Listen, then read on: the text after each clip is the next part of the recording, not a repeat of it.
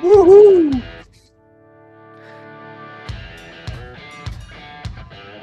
That's a bit wild, isn't it? Yeah.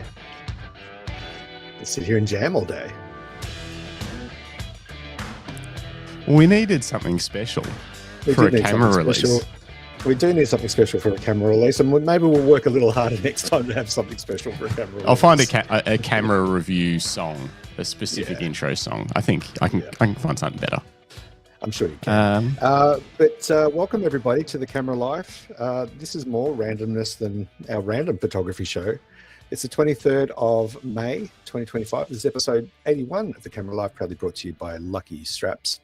Head to luckystraps.com and use code Greg at checkout for a sweet little discount on straps, belts, and merch. G'day, Justin. How are you? I'm good. How are you? Not bad. Not bad all. Yeah, we're here to talk about a little camera that dropped yesterday. It did, and you've been up close and personal with that little camera, haven't you? I do. I've had it for like 3 weeks. Oh, you've got it right there. You've got it right there with you still. Look at that. It is. It's huge. We'll get to the details in a minute. What is that? A camera for ants? Did you like the thumbnail that I made for the show? I did like the thumbnail. Let us know in the chat who's joining us. I know this was very random and very late notice, but we decided to, not long after we completed yesterday's wonderful show with Andrew Ravenko, talking about his Rocket Girl Chronicles Fine Art project. Make sure you watch that one because it was a really inspirational and very thought-provoking show. I think I went away thinking a lot about. Yeah, it was great. Yeah, it was. Yeah, it was. Yeah, and he's wonderful speaker, wonderful interview. So yeah, if you're looking for just a humble guy, humble guy, yeah. He kept saying, "I'm not a real photographer." Well, your photos are pretty awesome. So so go back and check that one out. But stick with us now if you want to find out all the juicy details of this really weird camera. So we're gonna dig into it because Greg's fully reviewed it. You've had it for weeks, so Greg's done a full review on the camera. I haven't touched it. I got a sneak peek of it from a distance in person a few weeks ago, but I wasn't allowed to touch it. Not from me. Not from Greg. No, not from Greg. It was actually. I respect the embargo. That's right, Greg. He won't even tell me any of the details about this stuff. He's super secret. Whereas I spotted it at an event, and I won't say where or who showed it to me, but it was like a little. They did this. They were like, haha, and then that was all I got to see. But I've sort of been scouring the internet for details. I've read a little bit of Greg's review, but I decided to not go too deep into it because I want to ask him all the questions myself about this strange Fujifilm X Half camera. And then we're also going to find out what Greg thinks, and look at his review, and talk through the things and discuss. If you're in the comments and you want to hit us up with any questions or just your thoughts on whether this is a hit or a miss, I guess, as a camera from your perspective, because that's the thing with cameras. They're good for someone, they're not good for someone else. Everything's an opinion, and nothing's, just because someone doesn't like it doesn't mean it's not a good product for somebody else. But speaking of other people, I have been doing a little bit of digging on the cesspool that's known as Reddit, and we'll pull that up. We'll pull that up later in the show and see what those cool people think of this camera. Yeah. And just for the doubters out there, a couple of weeks ago we had a couple of comments after Matt Crummins and I talked about the GFX100 RF, and one of our lovely commenters on YouTube suggested that neither of us had actually even touched the camera or seen it, and that we were reviewing bullshit basically. But here it is here, the Fujifilm X Half. It's a half-frame digital camera, and we're going to dive into all of it. It's probably going to be easy for you to see it with you can see Justin in the reflection there somewhere. Cool. But yeah, we'll dive into it. But I think we've got a lot to say on the subject. It's always interesting when a new camera drops. And lately, Fujifilm have been pushing into new territories. They always have strived to lead their own way. You know, they made a very conscious decision when they launched the X series to go with a retro aesthetic, especially with the X Pros and the XT models, less so with the XH models, but the X Pro 1, 2, and 3 very much replicate old school rangefinder film cameras, and they're gorgeous to shoot with. And the same goes for the XT from 1 to 5. They also have a very retro aesthetic SLR style look to them. So it is interesting that Fuji, you know, the GFX 100 RF, again, rangefinder styling, fixed lens, compact, larger format sensor camera. And they push the boundaries again with this Fujifilm X Half. Instead of going bigger and bigger like everyone else is, they sliced their sensor in half and packaged it into this camera. So interesting times. Despite, we will get to my final thoughts on the camera at the end and what I recommend people who I think it's for, but I do applaud Fujifilm's bravery, you know, of pushing boundaries, basically. That's right. It's no matter my thoughts on a camera, it's cool that people are making cameras and trying new shit. Either way, and that's what we want. That's we want the industry to keep trying stuff. So, despite what I end up thinking about a particular new camera, that doesn't mean I think they shouldn't have brought it out. Just means maybe it's not for me. Your audio, Greg, is a little funny. I don't know if it's funny for any of you guys in the chat.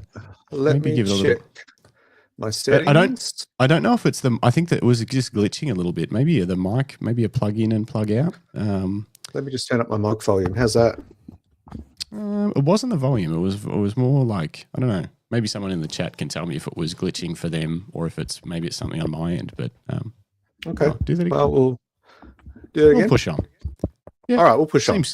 We'll push on. Speaking of the chat, we've got Dave Digifrog in there who says morning fellowship. Good morning, Dave. Good to have you with us. Dave. What do you think about this new camera? Dave, tell us. Should we just go through? Do you want to just talk through it?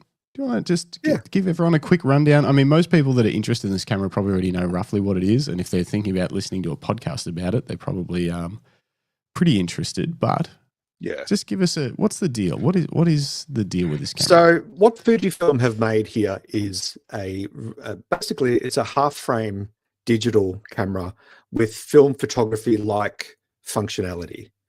And we'll get to that special element to it in just a moment. But basically what Fujifilm have done, they've made a very, very small compact camera. This is my Fujifilm X70, which is quite old, but it's pretty much identical in size, but obviously the lens is quite a bit smaller, almost the same thickness. So it is tiny. This is it against my Fujifilm X XE4, which in itself is not a big camera, so it's very hard for me to do this. But it's quite a bit. Oh, fuck, I'm terrible at that. It's quite a bit smaller. It's like shaving in the mirror. Quite a bit smaller. And so what they've packed in it is a 17 megapixel Type 1 1-inch half frame CMOS image sensor. But they have packed in it, to their credit, the Fujifilm X processor 5, which is the same processor that's in the XM5, the X100. A variation of it is in the some of the GFX cameras, the later models. So it's a pretty powerful processor, which is a really interesting choice. I guess it makes sense financially for Fujifilm just to stick to one processor type rather than have multiple processors, because manufacturing is expensive of chips these days, that sort of thing. It is a fixed lens. It's a 10.8 f2.8, which is a 32mm full frame equivalent, and it is tiny. For those in Australia, it's about the size of a 20-cent piece. If you're in Japan, it's like a 500 yen piece. If you're in the US, it's probably like a quarter, a little bit bigger than a quarter, actually. So it's quite small, just for reference. Or maybe $0.50. I don't know. Anyway, it's so that's what there is to it. But given the sort of throws back to what we tried to get through on Monday night about verticality, the thing with the half frame camera, like when was it Pentax brought out the 17, recently, the Yeah. half-frame film camera. With half-frame technology, it takes a 35mm full-frame, let's say sensor or even a film, and it basically halves it vertically. And so when you want to take a portrait shot, you hold the camera in landscape orientation. And when you want to take a landscape shot, you turn the camera 90 degrees into portrait orientation. So, sorry, I should have done that with a camera, duh. So that's how you take portrait photos. That's how you take landscape photos. So it's actually the sensor is running long ways. And as a result, the screen on the back, which you can see there, hopefully, it might be better off bringing up an image of it, but Yeah, it I'll has share an image. like half an LCD touch face. And then over here, you have a sub monitor, which is also menu control and film simulation control. So interesting. And not to forget also, it has a viewfinder, but it's an optical viewfinder. So the viewfinder is also vertical orientation. And it's an optical viewfinder that you look through to see your shots. And it's an interesting little product. So there's two sides to using this camera. And you'll notice also that there's only two buttons on it. Apart from the shutter button, there's on the top, there's an exposure compensation dial. There's a cold shear that doesn't do anything. And it only has two buttons, one to flick between still images and movie mode, and one to play back either your still images or movies. But everything else is controlled by touching and swiping either of the two screens. There's a range of different functionalities. The camera packs, I think, about 13 Fujifilm film simulations, about 13 special filter effects, including light leak and ones that make them sort of replicate old film stock from 35mm film days. There's two elements to this camera. One is to use it like a traditional digital camera. So you go about taking shots, you can compose them through your optical viewfinder, or you can compose them on the rear screen, just like you would with any other camera. But remember, half frame, you've got to flip it, tilt it. The second part of the camera, which is what we're looking at the back of here, is what they're calling film camera mode. So what Fujifilm have done, Fujifilm have got a 90-year history of optics, cameras, and film, especially film technology. And what they're trying to do is replicate the old half-frame film cameras, which was called a Fuji Half from back in the 60s. And so a Fuji Half was a 35mm film camera that worked through the half-frame process. So in film mode, in this new Fuji camera, what you do is it means there's a Fuji on the screen, the Fuji Half. When you use this camera in film camera mode, the rear LCD, if we can just go back to that previous image, takes on like an old school LCD, kind of with that sort of calculator style text. There it is there, you can see it. And a couple of basic settings. The sub monitor to the left of that main monitor lets you choose your film simulation mode to begin with. And then once you're in film camera mode, when you take a shot, you then have to use this wind lever. So the top of this, when you turn it on, it has a wind lever that pops up. Let me just bring you up big. You show it. Yeah. So there's a wind lever that pops up. Okay. And so when you're in film camera mode, if you take a shot, you then have to wind the lever to move to the next frame. Yes, it's still digital, but it's replicating that film look and feel. The thing when you're in film camera mode is the rear LCD, you cannot preview your images either to compose or to review them after you've taken the shot. Okay, so film camera mode locks you out and you can't turn film, once you're in it and you've committed to either I think a 36, 54, 72 frames, you can't get out of film camera mode. So much like an old film camera, once you've committed to a roll of film, well, you're stuck with it.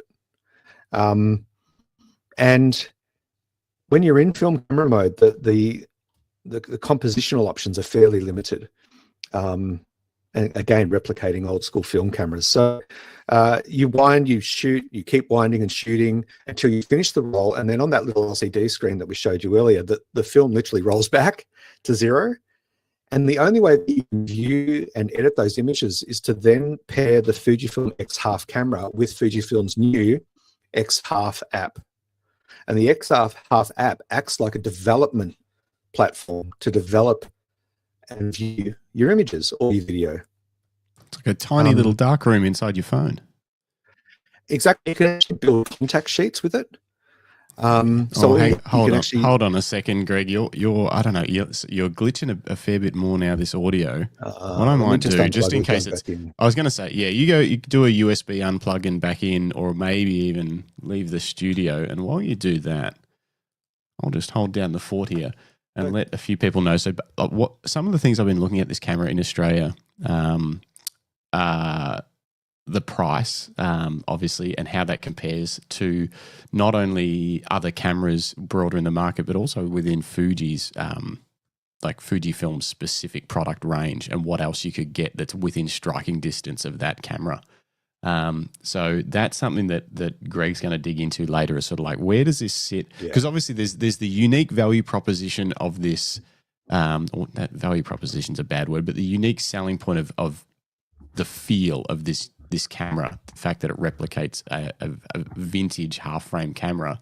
But then there is also the practical side you got to look at and just go, well, hang on, if I'm going to spend this much money, what else could I get that's within, maybe $100 or $2 of this, that potentially has a whole lot of other features? Maybe it doesn't have the feel, but it's got other capabilities. So that's something we want to dig into later, and we will get there. We've got a few more people joining now, a lot more people actually. So hit us up in the chat if you've got questions, because Greg can answer them literally right now by live. He can play with the camera if it's something that you want to find out about how it works. We've got the drunk wedding photographer from LA in the chat. He shoots only analog weddings. Have you looked at this camera, and what do you think of it? Like, this is trying to appeal to people like you that shoot analog, but it's digital. Yeah. Have they hit it, or have they missed it? Jim also wants to know, will this replace my Z8? No. We can save you the time, Jim. You probably don't need to listen to this podcast. It will not. But we love that you're here, Jim. Make sure you like and subscribe. Safe to say that there is nothing that this can do that your Z8 cannot do, other than probably fit in your pocket, unless you got a big pocket. He says, I haven't seen anything on this yet. It's not really, this is probably not on the radar of you. However, this would fit in Jim's flanny shirt pocket. It would fit in his flanny shirt pocket. Yeah, I think we should compare everything against Jim's flanny. Yeah. I don't know what's going on with that audio. Can you try one last thing for me, Greg? Just leave the studio and just come back out in. Hopefully that just resets it. All right. While he's doing that, the drunk wedding photographer, I think, I'm just trying to remember, I'm pretty sure he's Dave, one of our Daves, Dave number 4. Just found out about it today. I like the concept. I don't like the suggested price. Yeah, that's something we're definitely going to talk about, because for the capabilities, it's pretty pricey. That's it. David Cruz. Good to see you again. Boom. Greg's back. I'm back. You're back. We'll see how that goes. All right. You guys can get a gist for what's going on with this camera. So I think I want to talk about what Fujifilm were intending. Is that something you have? Yeah, let's tell us, what do you think they were trying to do with this? A couple of things. When I wrote my review for this, I almost called it A Bridge Too Far, which is an old movie, but I think this is a bridging camera. I think Fujifilm built this for a younger crowd of influencer style people that love to take creative photos, love filter effects, love the film simulation options. It's small, it's compact, it's portable, it's vertical like a phone. And by bridging camera, I mean it's a camera to get people off their smartphones and into digital cameras. And why I think that is for a couple of reasons. One is that all the verticality. The young people love the verticality of products at the moment. especially the influencer crowd. It's all about verticality. It's all about what transfers quickly and easily to social media platforms that can be viewed on a smartphone. Its image quality is quite low, given the sensor size and the quality, and also that of the lens. But I think the images would look quite good on a smartphone. They don't look good blown up on a computer, but that's not. They don't look good big. No, because this camera only shoots JPEG. It does not shoot RAW at all, and it only shoots. They say a good JPEG can a good JPEG can look good. Yeah, a good JPEG can.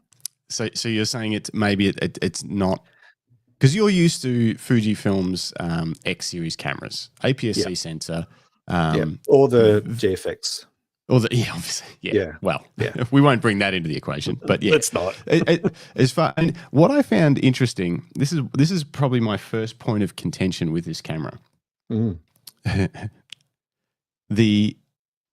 A half frame sensor is what the X series already is. An APS-C.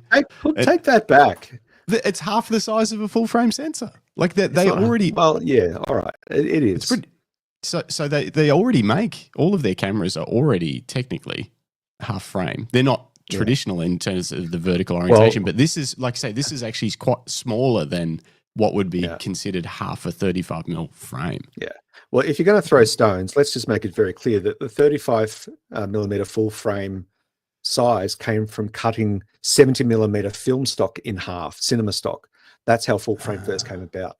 So watch it, buddy. You're shooting with a half frame camera. You're shooting with a half frame camera. You're shooting with a half frame camera. You're shooting with a half frame camera. Which means X series cameras are quarter frame, and this thing's like a 16th of a frame. It's a sensor for ants. It's a sensor for ants. A couple of quick comments. I like this one. Drunk Wedding Photographer says, found out about this camera by the thumbnail of this very podcast. That's 2 cameras I found out about from here. Well done. Well, look at us. We might even reveal another one a bit later if we get time. Look at us doing marketing. We're killing it. He also asked, does it do video? This is another point of contention I have with it, because yes, it does. It's got a really nice, neat little, I'm just going to ask Greg about this little video still switch on the back, which I think is exactly what cameras need to have these days, because a lot of people want to shoot both. And it's really simple to just go from video to photo and back again with a simple little switch right where your thumb is. What I think the miss is, and maybe you can tell me this, Greg, but based on the specs, my iPhone 15 would smoke the video specs of this. It's what was it, 1440 by 1080 video or something? Yeah, it's actually, well, Fujifilm in the marketing have said it's full HD. It's not quite full HD. It's not even HD. That is a big miss in my opinion. And obviously this is primarily, they're positioning it primarily as a stills camera by that spec. Yeah. And by all the sort of the film features and the optical viewfinder, but then don't put a prominent video still switch as one of the very few mechanical inputs on this camera, because they've kept it very minimal. That to me says, okay, the video mode is going to work well, and then it doesn't. Yep. So I don't know. That's another thing. The camera has 3 mechanical switches. One is to turn it on and off. One is for stills video. The other one is to turn a flash/LED lamp, tele lamp on and off. And it only has 2 buttons, and one is the shutter button or video record, and the other is the playback button. The thing with the video also is that it only shoots 24p, 24 frames. Yep. You can't do 25 or 30. It's only 24. No, 24.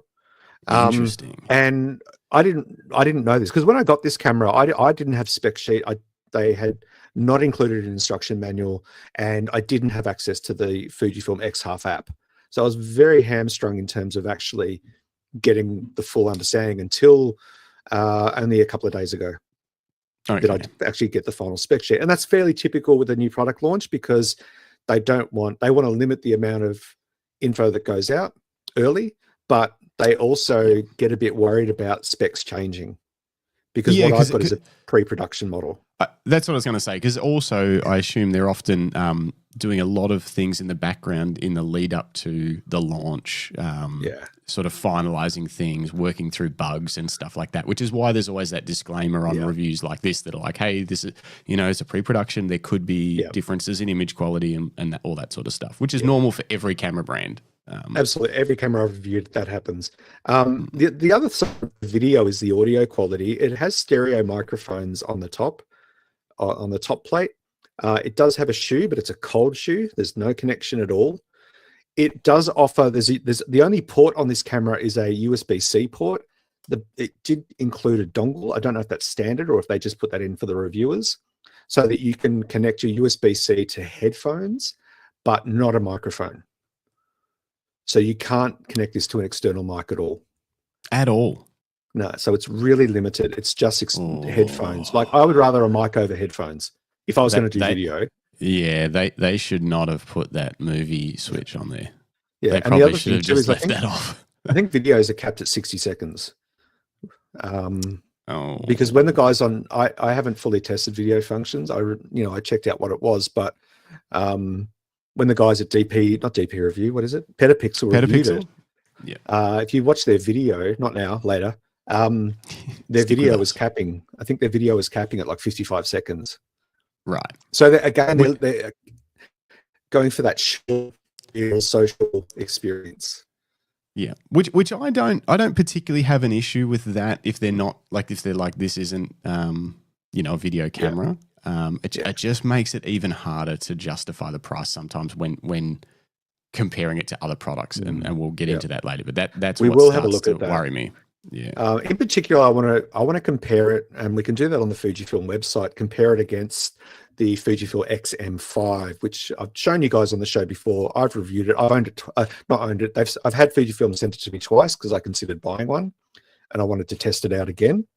We'll compare it against that because it's interesting about price point and features. So the video options are very limited, and again, I think they've done that so that they don't want you don't need to have a computer with this camera. You just need a smartphone and the app. So you can transfer everything to your smartphone, play around with the editing and things like that, and then upload it to your socials. That's Fujifilm's aim with this camera. It's a social media camera. All right. Well, let me push back on that a little bit. Please. Do you need a computer to shoot with the X100 6? You don't, but if you're going to do some serious editing on 40 megapixel images, yeah, because you can edit them because it shoots RAW, but you can edit them in camera. Yeah, that's true. Yeah, so it's like you could basically you could shoot the X100 in JPEG. You can still, I assume, you can connect it to the same app or a different Fujifilm app, or is it the same app? I haven't tested that. I don't know, because this one is pre-production, and so pairing was a bit weird. Okay, but it also pairs directly. Yeah. It also pairs directly with all of the Fujifilm Instax printers. That's pretty cool. So do the other cameras do that at all? Or okay, so they all do. All right, so what I'm kind of getting at is those features, like being able to seamlessly, like I don't need, I can shoot with the Leica Q3 and not use a computer. I can get the images straight to my phone and they look great. And most cameras you can. That's right. So that's not like a unique feature, but they're trying to make that the standard workflow. Whereas I think for a lot of us photographers with cameras, we think of it as an optional workflow. Like, sometimes I go straight to my phone, but most of the time I put it on my computer and edit it and do all that stuff. Yeah. Whereas they're trying to make it the default is that this is just a seamless flow through to your phone to then post wherever you're going to post the image. Yeah, if you want to take a camera on a holiday and you like the size and the funness of it, then it's perfect for that. If you want to take it on a little trip, all you're taking is that and your smartphone. You can easily share your experiences with your friends and your family and your socials, which is why it's only JPEG images. There's no RAW. So JPEGs obviously transfer pretty quick to your smartphone. So it alleviates some of that heavy processing that we do with our images when we shoot with other cameras. It's just making that very simple. Put it in the app and then have fun with it in the app and send it off. Yep. There's a comment in here that I think this camera is a bit polarizing, and that's what I've seen on the comments online. It's actually how I feel. It's quite it does make people go, why did they do that? Or why didn't they do this instead? You know, where everyone's all hanging on the edge of their seat for an X Pro 4. And I know that's a completely different camera in a completely different category. But everyone's like, well, why didn't they just make that instead of this? Because that's what we've all been waiting for. And so this comment here from Stephen, he says, stupidity is being glorified, hence this camera. Stephen, can you elaborate on that for us in the comments? So we can, what do you mean by that exactly? I'd like to know. But yeah, this camera's got people riled up in terms of it is different to, I mean, I guess it's different to any camera. The closest cameras are either actual film half frame cameras like the Pentax 17. 17, yep. Or I don't know what else. Like, what else is? Well, I mean, you can pick up an old Fuji X Half for like $200 on Marketplace or eBay. But film's going to burn you. You got to process the film and all that sort of stuff. Completely different thing. But then on the other hand, you can also pick up numerous compact cameras. Probably. All right. This might be. It was too early in the show for this question. You bought the cheapest camera you could find a month or two ago. Matt Crummins roasted you for it. And you ran around Melbourne, had a great time taking street photos with his very, very cheap. What brand was it? Ilford? Yeah, it was a little. Well, yeah. Ilford. Someone put an Ilford sticker on it. On a tiny little. How much better is the image quality specifically out of this camera than your Ilford $60 camera? I think the Ilford was better. Maybe. What? Yeah, in some case, in bright light. Yep. It was better at. I think the image clarity was better. The colors weren't. Yeah, because Fujifilm has very nice film simulations. Their JPEGs are great. That's the a thing big with selling this point camera, of this camera. The problem with this camera is that they've put a really powerful processor, and like I mentioned at the start of the show, it makes sense that they did that because why build another processor just for this little camera when they already have proven architecture around chips? All right, let's just stick with the one chip. It's cost effective just to make the one chip for every camera now, which is what they seem to be doing. But it has a very small, this lens only protrudes from the camera by about 18 millimeters. It has a leaf shutter behind the lens, but it's a very simple build. In fact, they keep saying that the lens and the EVF, even though they're vertical, have the same kind of perspective as the Fujifilm disposable cameras, the quick snaps. And for a second, it made me wonder, have they put that lens in this camera? Because the quality out of this lens isn't great. Right. Yes, it has an aperture ring. It has manual focus ring. They're tiny, but they work. It does have autofocus. It's very slow. In fact, it's probably about as slow as that Ilford point and shoot. When I was shooting street with the Ilford with that little cheap, it was like, what did I say? It was $60. When I was shooting street with the Ilford, I would have to time about a second before someone walked into my kind of focus zone that I'd set up to capture the shot. I'd have to press the shutter button a second before I wanted that person to be where I wanted them to be. And so that's very hit and miss. Yep. This one here is also slow. The focus system is very slow. And when you're used to a modern digital camera or a current gen digital camera and you press the focus button, you expect fairly snappy response for most of the part. This isn't snappy at all. It's slow.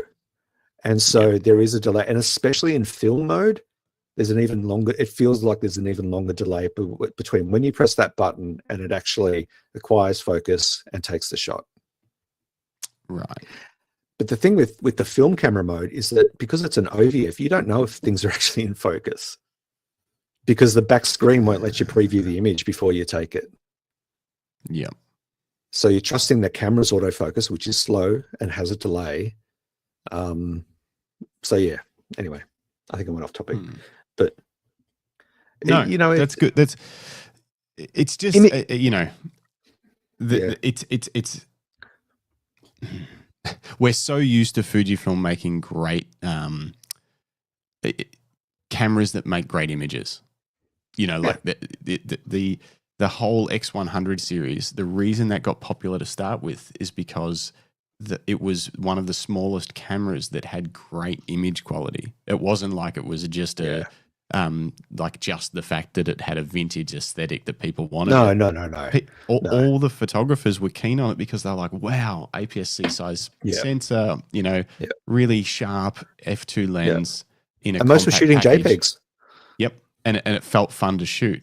And I actually saw in a comment somewhere that was like, you would be better off with an original X100 for a lot less money secondhand than this new camera.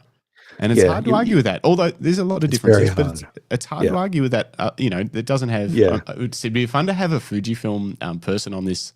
You're a Fujifilm person, but an actual one. You know, like someone that gets paid by Fujifilm to like, you know, push back on all the on all the stuff like that, where they would say, well, this has got, you know, it's got app connectivity, it's got touch screens and all sorts of stuff that's not in the original X100. But you know, but image quality is what we're here for. We're here to make images. Good question here that you can answer, Greg. Is it plastic or metal? Yeah, really good question. It's interesting. Like I said, it's fairly comparable in size to my X70. So the X70 is about 10 years old now, and it's a full metal body. Like you could hammer in nails with this thing. What did you hit it against then? Just a wall. Just a wall. This is much lighter. It's a couple of 100 grams lighter, if you can believe that. Maybe 100 grams lighter. What's it weigh? 240 grams? What did I say? Something like that? 240 with the battery and memory card. That's light. Yeah, really it's light. really light. But it's hardened plastic. It feels like there's a metal chassis or some metal chassis under it, but it's all plastic. Having said that, it's actually quite top heavy. So it feels a little unbalanced. I said that in my review, that just picking it up, it just feels top heavy, you know, whereas this thing is grounded and solid. It's not going anywhere. If it was metal, so if it was metal, let's say, you know, it's a little bit heavier, 100 or 200 grams heavier, which is a bit, but, you know, so if it was metal, but it was a bit heavier, would that help you in your mind justify the price tag because of the premium build quality? No, because that's irrelevant. Nah.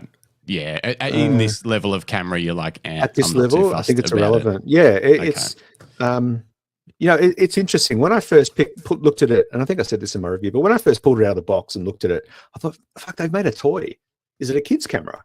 Have Fujifilm made a camera targeting sort of 10 to 16-year-olds? I mean, if it was that, priced accordingly, it would have to be durable. Obviously, it would, but it would compete with kids' cameras today. Yeah, it'd be an epic kids' camera. Yeah, but it's not priced for that. It's not priced for kids, no. Maybe rich kids, but with rich parents. So yeah, it's an interesting build. It's got, you know, a synthetic wrap. It's available in silver, charcoal, and black, which are very standard Fujifilm colors. They often bring out those three colorways with cameras that they hope will be popular. It's a really the biggest thing I found through testing and then reviewing this camera is that everything felt like it had a compromise. And I think that's the biggest challenge that Fujifilm will have with the Mark II. So let's say this sells enough, because don't forget, we're not the only market. You know, no. In Asian countries, especially at the moment, Japan and China, compacts are king. Fun cameras are king. Things that are good for social media, because a lot of Asian countries were late to the social media game compared to Western countries. And so they're really going through a renaissance of enjoying what social media has to offer. This camera is perfect for that if you don't want to use your phone. Okay, because you get, you know, instant filters, and you get the whole fun of downloading a digital film, so to speak, and processing it on your smartphone, and then sharing it with your friends, and sending it to socials, and sending it to your Instax printer, and not having to touch a computer at all. You know, there's a lot of joy in that.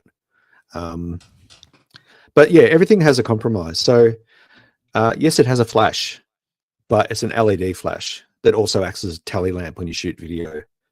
So you can't freeze subjects. Yeah, that got brought up a lot online and in other reviews. I think in the Petapixel review and a few other reviews that when you're going for this style of camera, it is a bit of a miss not having a traditional flash that will freeze a subject, even if you've got a bit of motion blur because it's dark. And to get that look. Yeah. I'm sure it was a price decision, probably. I'd say so. To go with LED.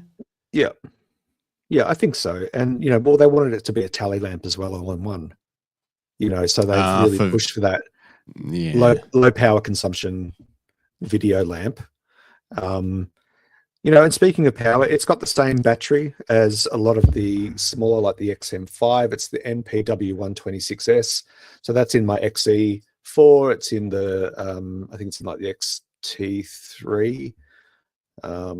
XM5 has this. So it's, and because this camera doesn't really do much, you can get up to 900 shots off a battery. Usually Fuji batteries are rated much lower with some of the high-end cameras. But some of the other compromises, they've gone with an optical viewfinder, which I applaud. I think that's brave. It's still got a diopter, so not a diopter, a sensor. So when you hold it up to your eye, the screen goes dead.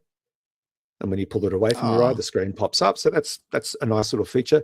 But it's only I think it's only 90% coverage of the actual frame of what the lens will see. So much like an an instant Fuji camera, the optical viewfinder is more of a guide than an accurate viewfinder. And it's a vertical viewfinder, which feels really unnatural. We talked about how vertical doesn't feel natural the other night. Yeah, it's weird. It would take some getting used to. I found it, given that I have poor eyesight, I found it very hard to use it because there's no diopter. You can't adjust it. I saw that in your review that was one of the issues. I love that they got rid of on this camera that they've gone for almost no buttons and they're using touchscreen interface, but the touchscreen is clunky as fuck. I saw that. Okay, so that's true. So because there was actually a real advertising this camera, not from Fujifilm, was from someone who got to play with it before release, obviously, and they were showing the film simulations, how you scroll through them, and every time they had to swipe twice to get the film simulation to move. You could actually see in their video, and they were saying how cool is this little camera, and I was like, wow, the touchscreen doesn't work properly. Really, do you reckon if you go really slow and purposeful, but we don't work that way anymore. Can you show us? Can you is it, can you turn it on and I'll bring it, I'll make you big. Can you show us what it looks like when the eye thing, hang on. The eye thing's making it, the sensor turns it off. Yeah. Like it's really clunky. Yeah. Oh, it is. Sorry guys. Let me swap hands. Yeah. So everything, it's like an older GoPro. That's how the older GoPro, they were pain in the ass to use because every second swipe it didn't quite register enough to move the menu. Yeah, show us the film thing. So this is much more responsive. So you can flick. It's not great. It's still, I'm finding it hard to do because I'm doing it all in reverse. It's there, and this also acts. You can actually get into menus with this as well. So it shares the menus across the two screens. Yeah. Which is kind of weird and hard you'll get used to it like any other menu system, but it's clunky. It's, again, a compromise. It's fun.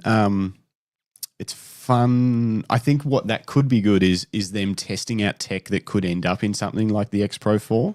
Like do we do a second touch screen that shows the film sim? Because they had that screen on the back of the X Pro 3 that shows the film sim, but it wasn't a touch screen. It was just a low power display.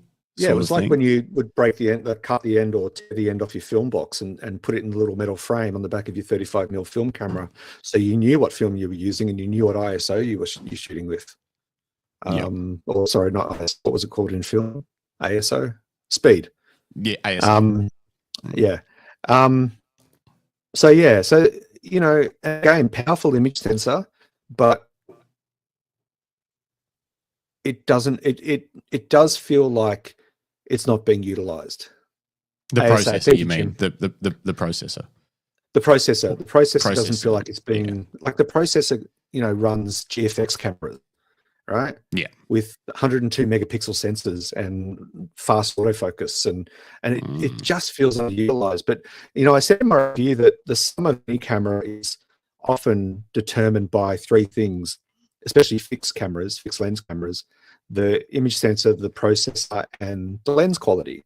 You look at the Leica Q or the Fujifilm X100; those three things are in unison. They're humming. Yeah, exactly. They work well together. No one's buying a Leica Q that has shitty image quality. It just wouldn't have happened. It would. Everyone would have gone, nope, not buying that. Yeah. There's no point having, good focus performance if the images are going to be shit. There's no point having great power consumption and being able to take 1,000 frames if every frame is out of focus because the focus is delayed because the lens just can't keep pace with the processor. So there's compromises baked in here. And yes, this is not a flagship camera. This is not designed for you and I to go out and do jobs. I would even suspect that I would find this tricky. Well, I did. I tested the camera and I've got sample images there. Getting out and about with the camera, I found it slow. Yeah. Slow to access the menus. You can change. You can go, you can go program mode. You can go aperture priority. You can go full manual. I always shoot full manual anyway. But having to change ISO and shutter speed on the touchscreen, that was pure fuckery. Yeah. So it's really designed to be just used in auto with exposure compensation because that's the dial that's there. Yeah. That's what, and because if this is a bridging camera, let's get people into photography, let's get them off their smartphones. They're going to be just starting with just full auto. But here's a dial to control your brightness, basically, your exposure. Yeah. And then here's film simulations, essentially swipe through them like filters, like you would on an app. It's sort of. Yeah. Let's get a bit negative for a second. I want to circle back to Stephen's comments because he's got a few in here because I did ask him to elaborate on why he thought it was stupidity being glorified. And so he just says, I guess I find it to be a stupid camera. I mean, come on, it's a toy. Which we did. It would make an amazing toy camera. Obviously, they can't make a camera like this at a toy price point, but if they did, it'd be freaking so cool. Okay, fine. I'm a purist, and all of this is just me. Yeah, and that's why we can have opinions. But this is where he sort of digs into it. This is funny. First of all, his comment says, "I get it, but it's like it come out half done." Yes, it is maybe a little bit half frame. There's been a lot of jokes online about, maybe half the price. And maybe half done. I don't know. But this is the question. Who is it really going to reach for the price? So we sort of know who they're trying to reach, but will they reach them at that price point? I don't think they will in Western countries. I think they will in Asian countries. People don't mind spending money. I mean, it's globally true that people don't mind spending money on good photography equipment, but I think that this will appeal far more to a Chinese and Japanese market than anyone else. I think that's who it's for, and they don't mind investing money in a tech. And don't forget, in countries like Japan, most people have two smartphones. They'll have an iPhone or a Samsung, and they'll have a Japanese-made phone that's a lot simpler. It's less like a smartphone and more like a true communication device, text and phone calls and things like that. You'll see that if you ever travel to Japan, you'll see that all the time. People will have multiple phones. They love their tech. Most of this tech comes out of those countries and the development of it. So I think it'll appeal to those markets more than it will our sort of market. But, I'm 52. I may be out of touch with what young people are looking for in terms of this sort of experience. If you had no prior experience to shooting with a camera, then have at it. This would be great. It'd be fun. You get to play around with film sims, filter effects, play around with the film camera mode, get it on your app, expose your images, look at them appear on a contact sheet like old school. all that sort of stuff. There's fun to be had, and it is engaging. It's just not the photography experience we've ever been used to. And then you sort of get to that point, is does it border on, if you're listening, anyone from Fujifilm, we love your products, especially those beautiful GFXs that one day will be sitting on this shelf. One day. I'm biding my time. So we do love you, and we love the products that you make. And we're a little bit, I guess we're a little bit obsessed with image quality, more from a professional side than this. But are they bordering that line? Are they pushing up against the line of gimmicky?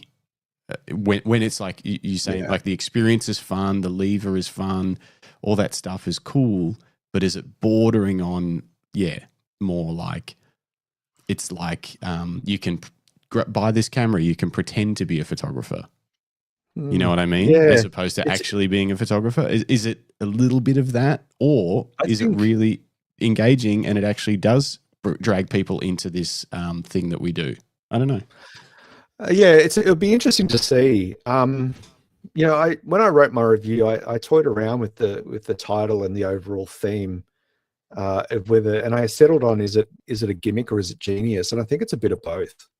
I think it straddles that boundary, and I think it straddles it fairly well. If we can remove from what we know about the capabilities of cameras, and in terms of focus and performance and image quality and all of that stuff, noise reduction and video quality, if we can remove all of that and put ourselves in the mind of a 17, 18, 20-year-old who's got a bit of money, or parents have offered to buy them a camera, then it would be a very exciting option for the price point. If you wanted a compact fixed lens, point and shoot, it's just not priced right, I don't think. And it's an interesting choice that Fujifilm have made. And look, for all we know, sensor components have maybe gone up in price. Who knows? A lot's happening with prices globally due to America's fuckery with tariffs and the economy. This may be, the price may be in response to that, even though it's a global, it's a relatively global price. In Australian dollars, it's Fujifilm have got it listed, I think, for 1,400. 1,400. Let's have a look. 1,350, sorry. 1,350. Let's talk about it, because there's a couple of comments, and then I've got something to bring up about the price as well. So let's talk about price. Okay. Let's J.S. Hanny just tuned in. Good to see you. Thanks for coming. My first impression is that at that price, it cannot afford to feel plasticky. I would agree. I agree. Look, don't get me wrong. It doesn't feel plastically like a traditional toy camera. It's just not as solid as most Fujifilm cameras. It's solid. It's robust. There's no shaking bits. Everything moves as it should. Just some elements feel less premium than we're used to in a Fuji camera. It's not to say it's not built well and it's not durable. It's just, it feels a bit, it's only a couple of 100 grams. The drunk wedding photographer says, I would have purchased one at $350, $450 if metal, but at $850, and these are US prices he's talking, but at $850, he missed me with that price. Okay, well, it's good to know though. So this appeals to you. You're a film shooter. You shoot film cameras all the time for a job. So it actually does. So you like the design, feature set, and that kind of stuff, but you just think it's not something you would spend that kind of cash on. You just want it as a cheap kind of throw in your pocket, extra camera.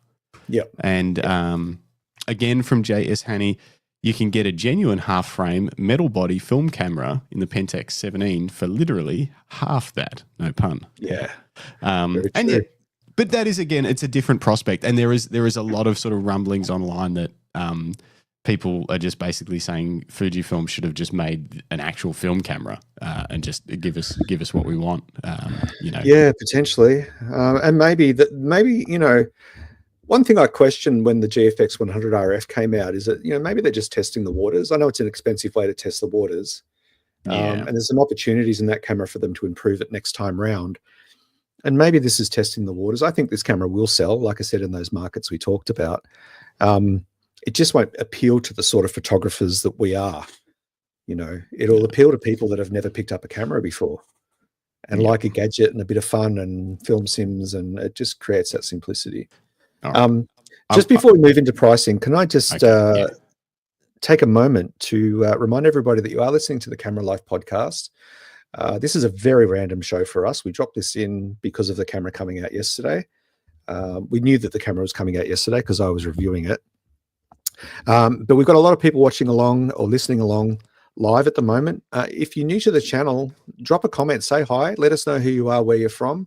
If you haven't, please like this video. It helps with all the Al Gore rhythms, as I like to call them now. And subscribe, hit the bell icon, and you'll get notifications for random videos like this. Justin and I have some plans for the channel, and we're going to start increasing the amount of content that's coming out here. So, yeah, let us know what you're up to. What do you shoot with? Where are you? Join Please. us. We will be doing more camera content like this, more reviews, more collaborative reviews. Something we really want to get into is getting as many photographers' opinions as possible on new cameras that they've had their hands on, especially photographers that don't necessarily have the time or platform to make content about new cameras. You know, there's a ton of people on YouTube that do amazing reviews, but that's kind of their job. We want to get opinions of photographers who don't have the time to make those videos, but they do have the knowledge and they have the experience to give us their hands-on opinions on camera. So also, if you're one of those kind of people, hit us up, maybe join us on a show. Here's a little sneak peek of what our next review will be.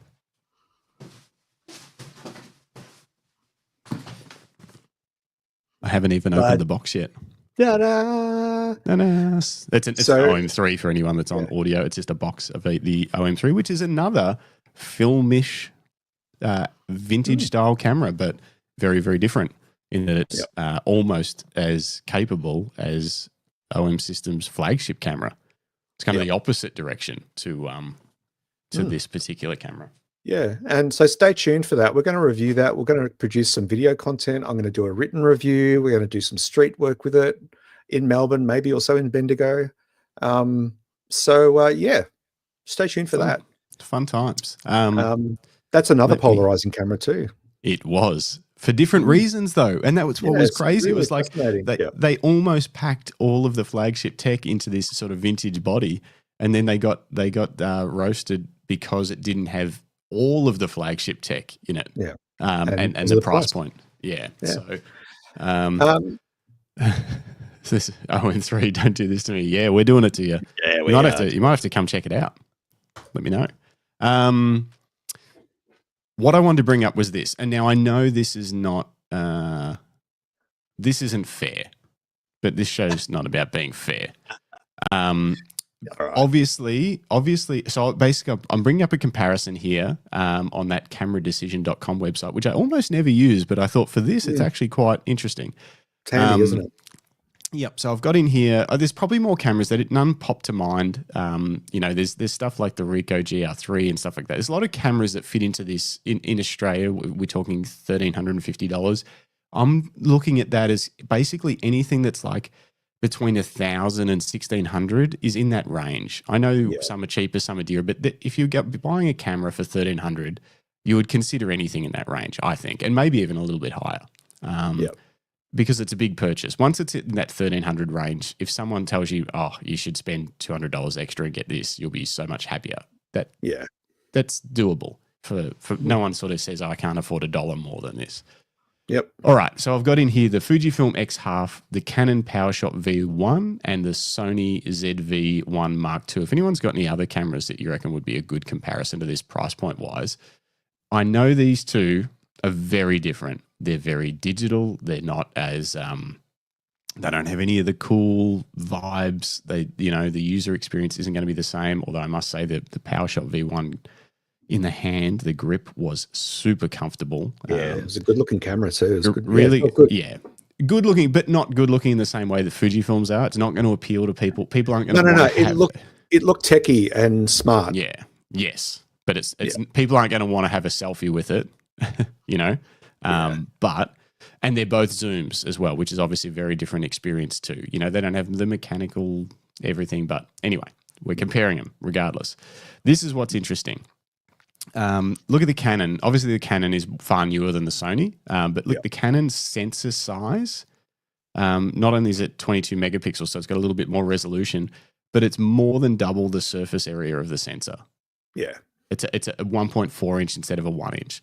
So already you're going to get way better low light performance, slightly shallower depth of field, but it is a zoom lens, so it doesn't have quite as bright of an aperture. It's a variable aperture zoom lens. Yeah. 16 to 50 equivalent zoom lens, I think.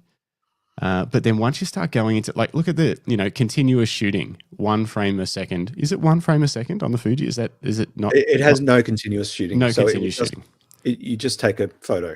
You take one photo, whereas the Canon's 30 frames a second, the Sony's 24 frames a second. The burst mode is how quickly you can push the button down and actually wait half a second for it to take the photo. So yeah, not a selling point.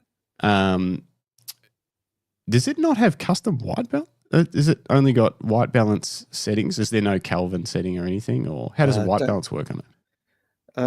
It just has metering, like basic metering. It doesn't have custom white balance options. You can't change your lighting effects. Okay. So in a lot of ways, it works a bit like an Instax camera. Mm-hmm. That's simple. You can't really control much. Yep. Image stabilization, no, obviously, and that's not a big deal, I don't think, for this camera, but you've got optical on the Canon PowerShot V1. That's pretty cool. No built-in flash on the other two, so that's, that's a thing. So it's got, it's got that. Going down. So obviously another big difference is this has got an optical viewfinder. The other ones don't. They don't have any viewfinder. You just have to look at the screen. That's a very different usability feature that if you want to look through a viewfinder and be a real photographer, these cheaper, smaller cameras often don't have it, and this one does. Yep. Display type, these ones are fully articulated, great for street photography. Fujifilm X Half, not articulated at all. It's a fixed, very small display on the back. So there is that. When it comes to video, there's not a lot on this camera decision thing, but I know that, the Canon PowerShot V1, you could shoot amazing looking video with that camera. Yeah. Like great. That's what it's for. Run a full YouTube channel with it. You're getting, and same with obviously the Sony ZV-1 Mark II, which is a few years older, still has great video specs. That's what they're for. They've got a little fluffy thing that goes on the top to protect the mic from wind. You could just take that out and make videos all day long with it. Whereas this X Half, you're shooting vertical less than HD video in bursts of under 60 seconds, potentially. We don't know that for sure. So that's one of the really big things if you were really looking at getting into photo and video as your first camera, I don't think it could be this. It couldn't be the Fujifilm if you were interested in video. No. You basically, it's going to be handy to get your snippets and a few extra. Yeah. If you leave your phone at home, you want to be fully disconnected, but you take the X Half out to an event or something like that, you can grab some video snippets with it and then make your reels and stories and stuff. But if you actually thought I might want to make some video content, the other cameras in this category are going to blow it away. And that's actually wrong there. It says external microphone port. There is no external microphone port. Yeah. There's only one port on this camera, which is a USB Type-C for charging, and it's for use with a dongle to put a headphone jack on only. Yeah. So the other side of video is the audio quality, and this audio quality is terrible. Okay. Your smartphone will pick it up better. Yeah. Unfortunately. And then you can see the size here. It is compact. It is lightweight. Although the Sony's pretty close. The Canon's a fair bit heavier. And it does have that great battery life, it's saying, but it probably has great battery life because it can't do a lot of stuff. And it's got a pretty big battery in it, which is cool. Yeah. So I don't know. I just thought that was interesting looking at it because I've actually been looking at this this category of camera for Yelena because she's potentially one of the perfect target markets for this Fujifilm X Half. She wants something. Yeah. She doesn't like having her phone out when she's socializing with people, but she wants to be able to take photos and sort of make memories from trips or gatherings or whatever. And so she was like, maybe I should get a camera, despite the fact that my house is full of cameras. Look, if it was under $1,000, then I could almost justify it. It would make it easier to make it an easier justify. decision. Can I just bring up a screen Yes, that I want to share? Thanks, boss. While Greg does that, from don't forget, everyone, hit us up in the chat. It's gone quiet. Please. There's tons of you listening right now. Yeah. We appreciate it. What are you thinking? What do you want to know? Ask me anything. Absolutely anything. Let's add to stage this one. So this is from Fujifilm Australia. So this is in Australian dollars, just so everyone knows these prices, and they're not direct currency conversions to other currencies because each region prices things a little bit differently. But we've got the 3 cameras here that I've chosen. This is the Fujifilm X Half on the left. In the middle is the Powerhouse X100 Mark VI. And on the right is the Fujifilm XM5. Granted, the XM5 is not a fixed lens camera, but when you think of, and this is Fujifilm's price, this is not retail price. In Australia, retailers can offer it at a lower price. Our retail laws allow that. They can offer it at whatever price they want, but I think it depends on, how much margin they actually want to make. So the 3 cameras here, the Fuji X Half in Australian dollars is $1,350. The X100 VI, much more premium camera, much more capable, $2,900. And the XM5 is $1,449. So when we then scroll down a bit and we look at what the capabilities or the key features of these 3 cameras are, the left is, let's just focus on the X Half, 17 megapixel, I can't say it now, megapixels. And well, they say full HD, but it's at 24 FPS. The XM5, which packs the same image sensor, has a 26 megapixel, can shoot 8 FPS in burst, and it can shoot 6.2K 30 FPS video. Granted, it doesn't come with a lens, but many retailers, well, especially here in Australia, you can pick up this camera, the XM5, with their XC 15-45 kit lens. It's a very cheap, but it is a power zoom lens. If you have a camera that supports that, to go with the XM5. And in Australia, you can actually pick it up for about the same price as the X Half. Now, I'm looking at one here. I think there's one for $1,569. With the lens, it's like 200 Australian dollars difference. That's like 100 US dollars difference. Very, very close in price. And then you've got the ability to buy new lenses down the track, which is obviously completely different category of camera, but that's a big bonus for someone that's looking at getting into the hobby of photography. Yeah. And when this came out and I reviewed the XM5, I thought it was a brilliant camera. It had a couple of things that I didn't like about it, mostly the screen, because it doesn't have an EVF, but neither does the X Half. It has an OVF that's a little kind of dodgy, I think. Anyway, but even if you were to just go with that kit lens, I think this makes a more attractive option if you're looking for a pure photography camera. It has film simulations. It has a film simulation dial on top, so you can still choose your film sims if you love that aspect. It has a bunch of filters, just like the X Half, not as many, but a bunch of filters. And it offers in-camera RAW to JPEG image conversion with editing.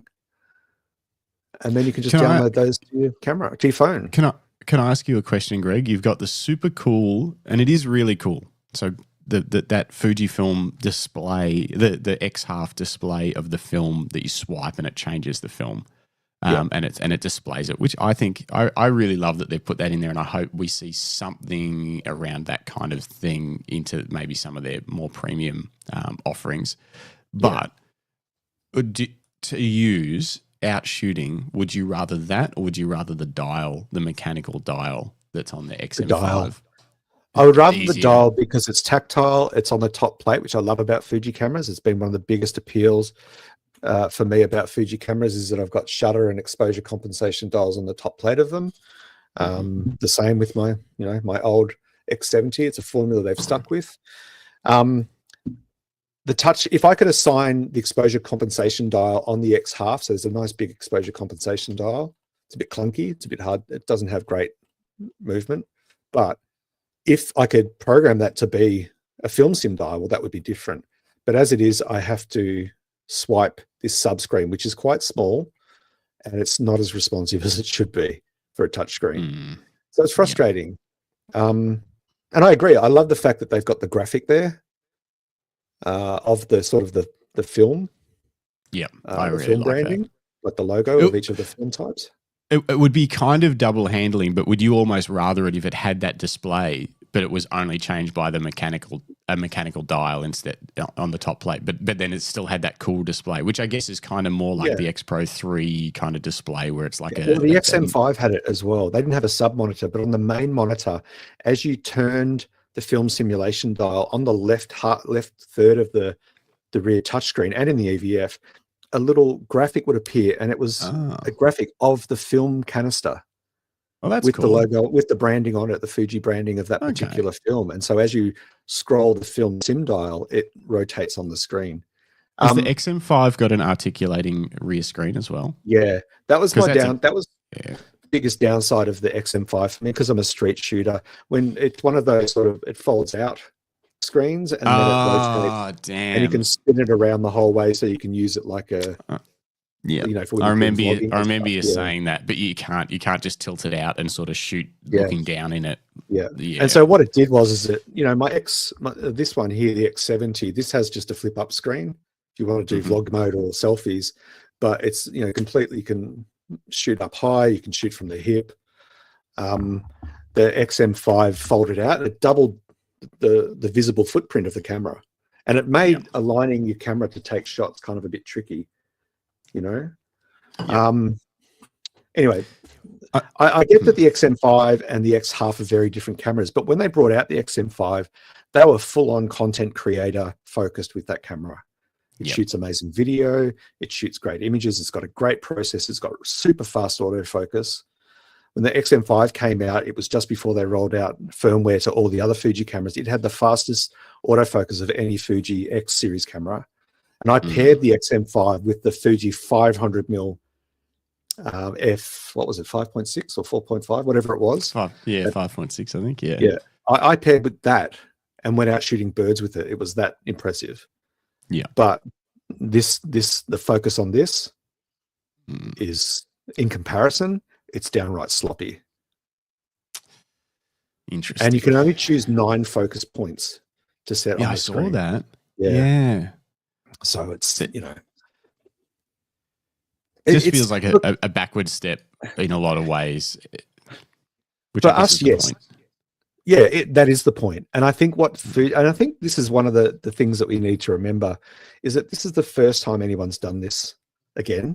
Like we were talking about this with the GFX 100RF. Yeah. First time anyone's done a medium format / large format compact point and shoot.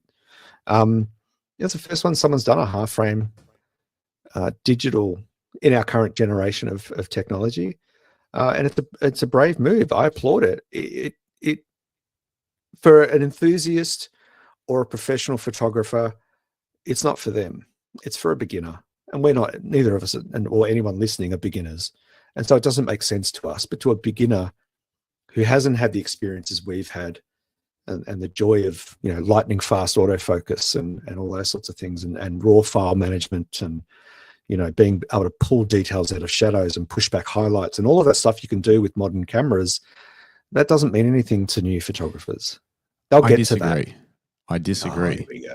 Here's my disagreement. And then after this, I'm going to pull up a couple of comments because there's a few cool comments. Smartphones are freaking great. Like my iPhone 15 Pro, admittedly, it's in Australia, it's like $2,400 or something. Phones are getting expensive. Yeah. But if you put your $1,400, budget for a camera towards your phone, and again, the experience is terrible compared to shooting with an actual camera, in my opinion, shooting with a phone, but everything's fast. The touchscreen works really well. Yeah. So when you take someone that is used to an iPhone 15 Pro and then say, hey, do you want your first camera? Your first actual camera? And then their first actual camera isn't seamless and it isn't as fast as an iPhone and the image quality isn't it's not like you're going from an iPhone to a GFX100 and you see the images and you're like, oh my God, no wonder, this is so much better than a phone. You probably, I don't know, the images probably are better than a phone, but are they really going to blow someone's socks off, or are they just the images are not better than a phone? Oh, clip I that. don't think. Yeah, well, especially an iPhone like this iPhone current takes gen, really good images, and it shoots RAW too. But it's the way that it works. Like I love the this can set itself at 28, like 24 mil, 28 mil, or 35 mil. My preference for my main camera, I can set that. But then I've got a nice little the 2x zoom and the half. I've gotten really used to it. There's no like, you just tap the lens that you want to use. It's a really it's like you're shooting with primes. It's got a cool feel about it. I just hate the ergonomics, obviously, because like you have to hold it. Like, need to get one of those Leica things. We'll get one of those sent out. I thought about one of those grips. So okay, I will say this though, on that point of image quality, if you took a photo with your, like I've got an iPhone, I think this is a 14. It's just a standard. I don't like big phones. I'm not trying to compensate for anything like some people. If you take a photo with the X Half and you take a photo with your smartphone and you load them both into Lightroom on a reasonable screen, then I think the iPhone photo is going to look better. But the photos out of the X Half, people aren't intending them to go onto computer screens or displays. It's for phone use. So on a phone screen, which has bright resolution and punchy visuals and they're backlit and all of that sort of stuff, the X Half images will look okay. Because you're only witnessing them. I know. $1,400 on okay photos, though. I get that. You and I don't. But if it's enough for visuals and reels and Insta and whatever you're using, then it's enough. And it's a simpler process, and there's a fun element of film photography. They're trying to entice people with a couple of little crumbs to get them into this system. More than a couple of crumbs, And that's probably a bit harsh, but it's okay. Anyway, I see what you're saying. Let's go to some comments. Okay, so Eric says the X Half looks like a fun camera. Hey, Eric, thanks for joining us. Also, there's a ton of people joining us. So again, if you've just joined us, we're Justin and Greg. We run a podcast called the Camera Life Podcast. We do lots of interviews every Thursday in Australian time, or Wednesday US.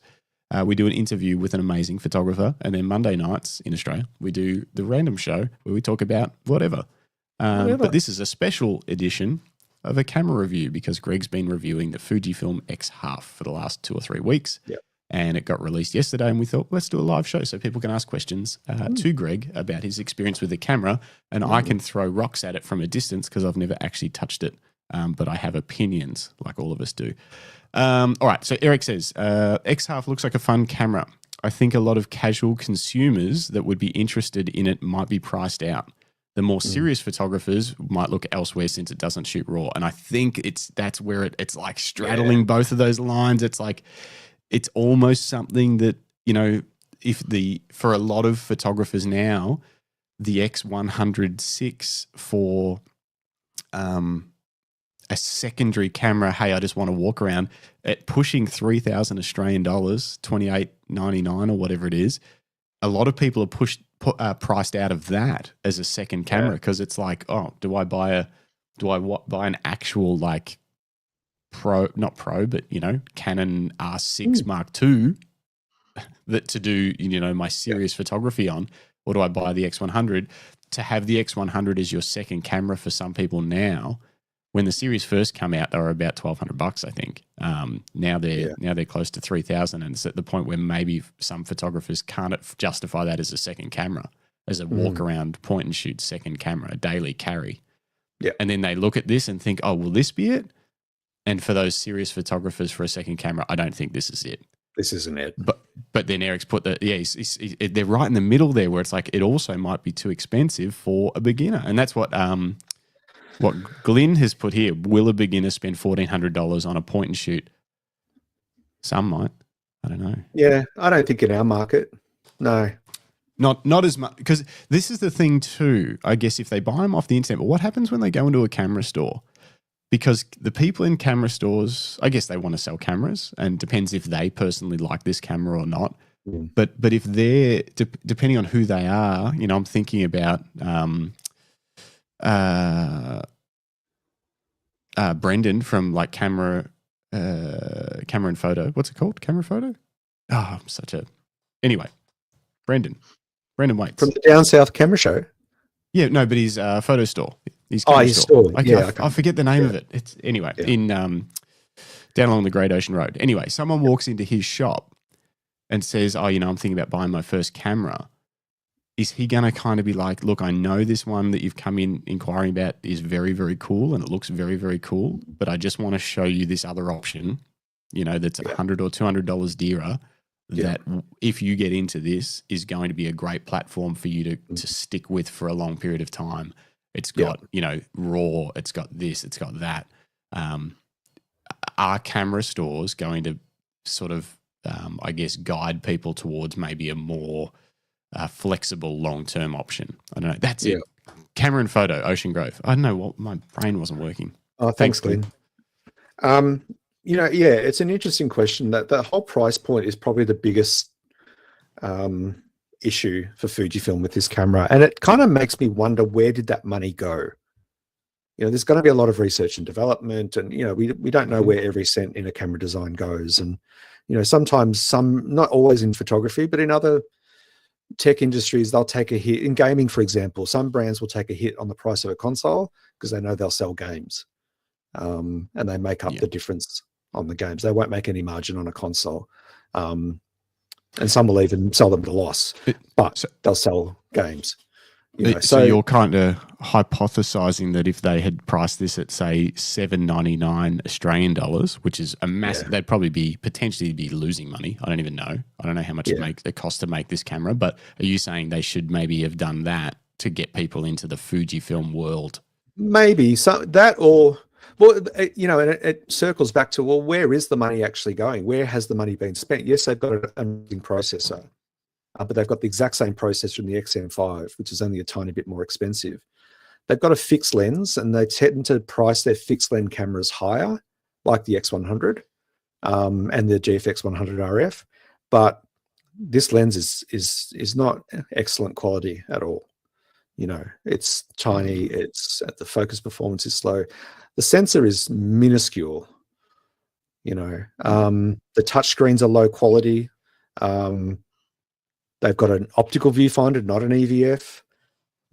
You know, it comes with a pretty standard battery, which, you know, so it makes me question, and it's not an all metal body. It's a lot of plastic is in use, and you must have an app to make it work properly.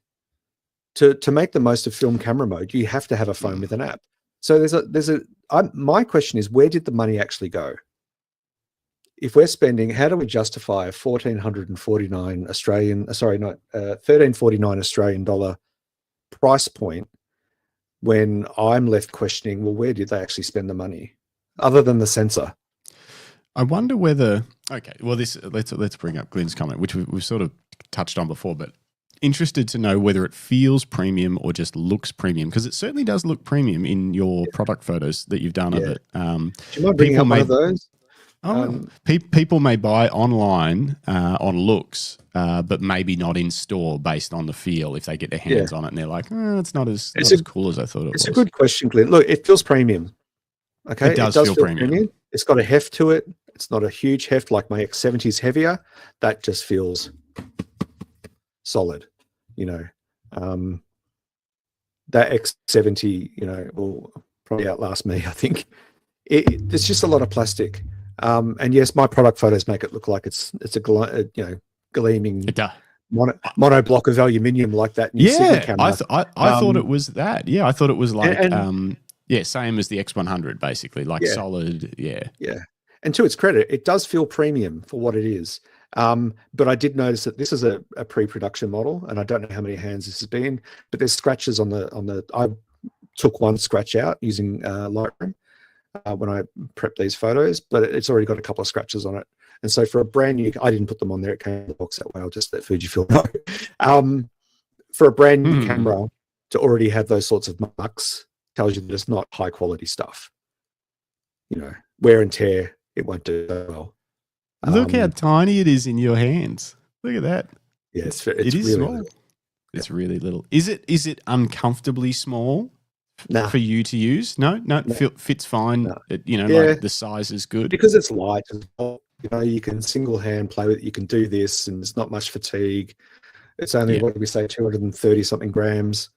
But the manual focus ring is quite tiny, but it's well dampened. But the aperture has like this little post on it. You can see it here in the image on the screen. There's a post on the aperture, and it's got some key feedback. It's just a little. It's like you give it a tiny bit too much pressure, and you go from f2.8 all the way to f21 or f11 or whatever it is. Very quickly. So it's hard to get precise aperture control, but it's not the camera for it anyway. So yes, it does feel premium for a plastic. For its price point, it feels premium, I think. Glenn says that lens looks terrible. Yeah, it's not great. Like I said, I don't know if you were here earlier, Glenn. Fujifilm have actually gone out in their marketing and said, and in their dev, like the developer kind of videos, that the lens has the same sort of field of view as one of their disposable quick snap cameras, I think they're called from memory, which are beautiful cameras. They're fun. I've bought them when I've been traveling. They're just great for instant film photos. But it made me worry at first that they'd use the same lens in this, just because it just wasn't. My initial images just weren't what I had hoped for. But I don't think that's the case, because I think that lens is just a single plastic lens. I'm pretty sure this has got like 4 elements in it. So yeah. All right. Few more interesting comments. Let me just I'll just remove that and bring this like so. Ta-da. J.S. Hanny. Ultimately, they've built an experiential, is that a word, camera. So the question becomes whether or not they've nailed the experience. He goes on to say, the camera film mode is a great idea, similar to a Leica MD, but does the film winder have the correct tactile feel, for instance? No. What are your thoughts? No, there's no ratcheting. When you use it, you kind of feel a nice, hefty bit of feedback with a film wind. It's got a little bit of resistance. It's spring-loaded. Sorry, guys, I'm struggling with this. It's spring-loaded. It sits when the camera's off. Show us. When the camera's off, it sits flush. When you turn the camera on, it pops out. Always, or just in the film mode? Every time, no matter what. Now, the winder does the purpose in just standard digital photography mode. You can take a shot, and then I think you have to double wind from memory. You can then take a second shot, and it will create a square frame, so a full frame or full cropped frame. It puts 2 images next to each other as one image, side by side, not like a double. If it was a double exposure, that would have been cool. I think you can do that. I think that's one of the modes in it. You can do a double. Maybe I've got that wrong, but yeah, basically stitches 2 images side by side, but it also leaves each individual image on your memory card. So basically, if you use this mode, you would end up with your first image, your second image, and then a third image where both of them are sitting on the same frame next to each other. I think so. Yeah, it wasn't working terribly well when I did it. Yeah, I think that's how it was explained to me. I think you're right. Glenn says, I have a Yashica Y35 digital film camera that is plastic and crap, has different films you put in it for different effects, no screen and a manual ratchet winder. Looks crap, is cool as, and cost about 120 AUD. Is that the one where you actually had plastic film canisters and it changed the look?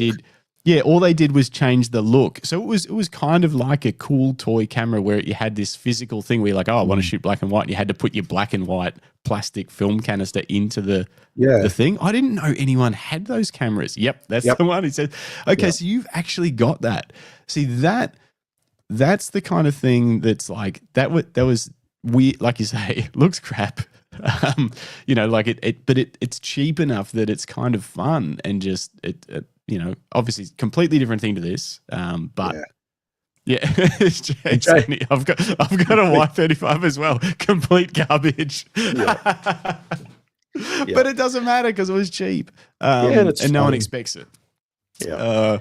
Love it even more so when it works, Glenn says. Yeah, right. Okay. So, Yeah. and you never, and I don't know, you never want, Fujifilm would probably be mortified if they found out that this was getting compared to one of those Y35s. But yeah. Different experience. But yeah, it is. And I think Jason's correct. I think it was Jason who said this is an experiential camera. Fujifilm are selling an experience. That's what this is. It's not about image quality. It's definitely not about video quality. It's not about focus performance. It's about slowing down and thinking about your photography. And I think that is the bridging element that I respect the most from Fujifilm, that our photography with our smartphones, we kind of tend to, and we all do it at home. You know, we've got cats and pets and we love taking photos of them. And we're all constantly taking snaps, but then popping our phone away and often forgetting that we took those photos. I don't know if anyone else is guilty of that, but it's certainly a habit that I'll then go through my iPhone, go through my photo library, looking for a photo and come across some photos I took. They went, oh yeah, cool. I forgot about those. You know, we don't think about what we're doing. It's so quick. Even when we upload photos to socials, it's gone. Yeah. You know, it's absolutely gone. So I think that's what this is. It's an experience to slow down and think about photography. If you can slow down and, you know, compose your frames and take your time and think about in-camera settings to get the right exposure, compensate, all of that stuff, then this is the right camera for it, because you have to slow down. If you try to use it quickly, like a current gen camera, then it doesn't work well. It doesn't respond. Even the film winder sometimes didn't actually and again, this is pre-production. Film winder, sometime when I was doing film camera mode, didn't recognize that I was winding the film forward. It just completely ignored my input. So, but again, that might be firmware. It might be that it's pre-production. So it's hard to say. But that's right. There is always the potential that firmware update or something that they've done prior to the actual production release could solve a lot of those problems. It could solve the touchscreen stuff. You know, like so we might have to reserve the official opinion on some of those things until a production model gets in Greg's hot little hands. Ton of comments. I'm going to go with that in mind. Just quickly on that pre-production thing. You know, brands are starting to move away from sending out They want to get them as close to right as possible, because they get into the hands of reviewers, and we talk about the downsides that they may intend to fix by the time it hits the shops. But everyone's already got a bad taste in their mouth about autofocus performance or whatever. So it's to the brand's detriment to send out pre-production, I think. Yeah, but obviously it's hard. They're trying to hit deadlines and things are moving constantly, and it's a tough balance. Yeah, and I guess that's the issue, that they want all these reviews to come out on the one day, the embargo day, the big release. As opposed to, I mean, they could just do a press release. No one's touched the camera, and then 3 weeks later the reviews start coming out. They could do it that way, but. All right, some funny comments coming in and a good question about the image quality. So let's just quickly go. So first of all, looping back, Glenn says it does show that there's somewhere between $120 and $1,400 Australian, we're talking, that there's potential to make something very interesting that is a fun experience to shoot with. Maybe $120 is so cheap that it's actual garbage, the images, the quality, as these guys have been saying, for the Yashica Y35, but maybe $1,400 is just a bit too rich for an experience camera, experience only camera that doesn't back it up with at least sort of a decent step up from smartphone image quality. And this is me saying that I haven't actually used the camera, so don't take my word for the image quality side of things. I'm just going by what Greg has said and the specs of the image sensor and lens. Glenn also says, I know why they called it the X Half. Half hits, half misses regarding the usability. Good gag. I like it. And it does sound like maybe that's it. Like they took a swing at the experience, and maybe it didn't connect on in all spots. Well, like I said in my review, is it genius or is it gimmick? It's both. In certain aspects. It is brave. And that, again, same as the GFX 100 RF that I decided was not for me. I'm glad they made it. Like it's someone's got to do this stuff, and someone's got to Pushing the see what boundaries yet works again. and push the boundaries and not just make the same. And that's what's hard when you compare it against the Canon PowerShot V1. It's like that thing is a really great, super usable camera. But it's also just a bit of an iteration on Sony's ZV-1. It's like they didn't like break any ground. They were just like, okay, if we just update some of these, slightly better quality, this and that, 2 years newer than Sony's offering, and put that out. And there's a place for those products too. But it's cool to see just something that we had it's completely different. So a couple other comments. First of all, Chris317, good to see you. I think it's the first time we've seen you there. You've written insulting. Can you please elaborate? Please. What is it? Is the camera insulting? Am I insulting? Is Greg's beard insulting? Just we need a little more. Give us a little bit more. Yeah. And who else? What else did we have in here? Oh my gosh, there's so many. Oh, this one. This was, Nev, good to see you, Nev. I wanted to get to, all right, can I get this name correct? Is that an L or an I? It's got to be an I, right? Yeah. Yaroslav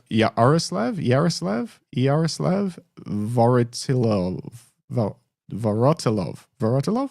Anyway, good to see you. Thanks for joining us. What about the indoor shooting? How does it handle ISO? Yeah, did you test high ISO? What did it look like? I did. Not very pretty. Using this lens that's tiny against a sensor that has to do all the heavy lifting here. The processor is overpowered. The sensor and the lens are doing all the heavy lifting, and they are struggling to create good low light performance. They create good images, not great. They create good images, but in low light, it really struggles. Focus gets worse. The noise is pretty horrible. It has a 12,800 max ISO. Low end is only 200. It won't go below 200 ISO. Obviously, it has a flash and a tally lamp, but an LED chip, so you can't freeze subjects in low light. It kind of worked. It was certainly better than an Instax camera that has a digital Instax that has the where you can actually either choose to send the photos to a smartphone or print them straight away. Certainly better than that, but low light really struggled. It just doesn't capture detail in shadow. It just can't. The sensor is too small and too underpowered, and the lens doesn't have the optics to pull it in. It doesn't have. The lens is so tiny that like that front element there, which you can see, hopefully that front element, that's like about 4 millimeters, 5 millimeters across. Yeah. Probably, let's say 5 millimeters to be generous. That in itself is already a throttled intake of light to the sensor. And then once it gets to the sensor through the leaf shutter to the sensor, it's already getting compromised compromised light input. And then it's underpowered. It's trying to work out what to do with it. So, and there's no computational image enhancement in this thing. It's not like an OM system where you can use computational management to upscale an image or improve image quality in low light. So that's what I was going to mention. That was something that when I was sort of digging into this before the show today. Again, comparison with smartphone. I know it doesn't have a film winder lever or any of that other cool stuff, but smartphones have one big thing, which is computational image, what do you want to call it, manipulation, whatever it is. The low light that you can do with a phone now is pretty insane. It's not, it doesn't always work. Obviously you got to hold steady because it blends frames. It does a long exposure. But it outperforms sometimes a lot of very cheap cameras. This isn't a very cheap camera. I'm worried that a phone could potentially outperform it in low light because it doesn't have that. It doesn't have that computational power. Exactly. So if you just pull out, like I've got an iPhone 14, it's not anywhere near as good at yours. Standard iPhone 14, not nearly as good as yours in terms of the camera performance or the computational power. But I think this takes better low light images than the X Half. But again, keep in mind, what is it used for? It's, you know, it may not be the sort of camera that, you know, that you use for any sort of low light situation. I don't know. It's tricky to know. And you know, the other. I know you want to jump to comments. Sorry, I thought I do. They're going crazy. I know. Keep going. You know, maybe Fujifilm are just trying to carve a new path. Maybe this isn't intended for anyone in particular. Maybe they're just trying to carve a new path, open up a new market. Create a new segment with this camera that, you know, it doesn't necessarily fall within the Fujifilm X series, even though it's an X half. When the initial media stuff came to me, it said, this is a new product that sits aside from the GFX and the X series. It's like a third wing of the camera system. It's almost like going back to Fuji's old point and shoots that you could buy. I don't know if you can even still buy them, you know, for a few $100 from Ted's, from a camera store. They were just basic digitals, like Nexus, and, you know, Nikon had the W series and all that sort of stuff. So is it just an enhanced version of that? Maybe. Yeah, it's hard to know. And so this is the this is the thing. Fujifilm can and should make whatever they want, and it's cool that they're making different cameras. The worry is they saw an insane amount of success with the X100 series. Then they pushed that to the GFX100. It was very cool, and it's almost like, okay, now we need a cheap option, and let's go after a different market without, you know. So we've got 3 options of fixed lens cameras that are going to be just sell like hotcakes. We got, you know, the entry level, the Goldilocks, which is the X100, and is going to continue just to crush it. And then the GFX100, which is really just super premium high end camera. Great to have a flagship in that fixed lens category. The problem is that the DNA of this entry level one is so different to those other two. Whereas the other two, they speak to similar people at different ranges, where it's like, hey, this is the photographer's camera, travel companion, street photography camera. Whereas this seems like it's none of that. It's not a photographer's camera. So it's a bit weird for us looking in. And then what I really wanted is like the thing that I guess bugs us, because we say make whatever you want. We'll either buy it or we won't buy it, and I do believe that. But when there's people that are also saying, "Where's our X Pro 4? Where's our XT6? Where's our, what do you want? A new XE70? XE4. I want an XE4 for my workhorse, but I want a new X70 as well. Yeah. So there's just this, I guess that's the only risk that you take when you put out products that are sort of forging a new path, trying something new.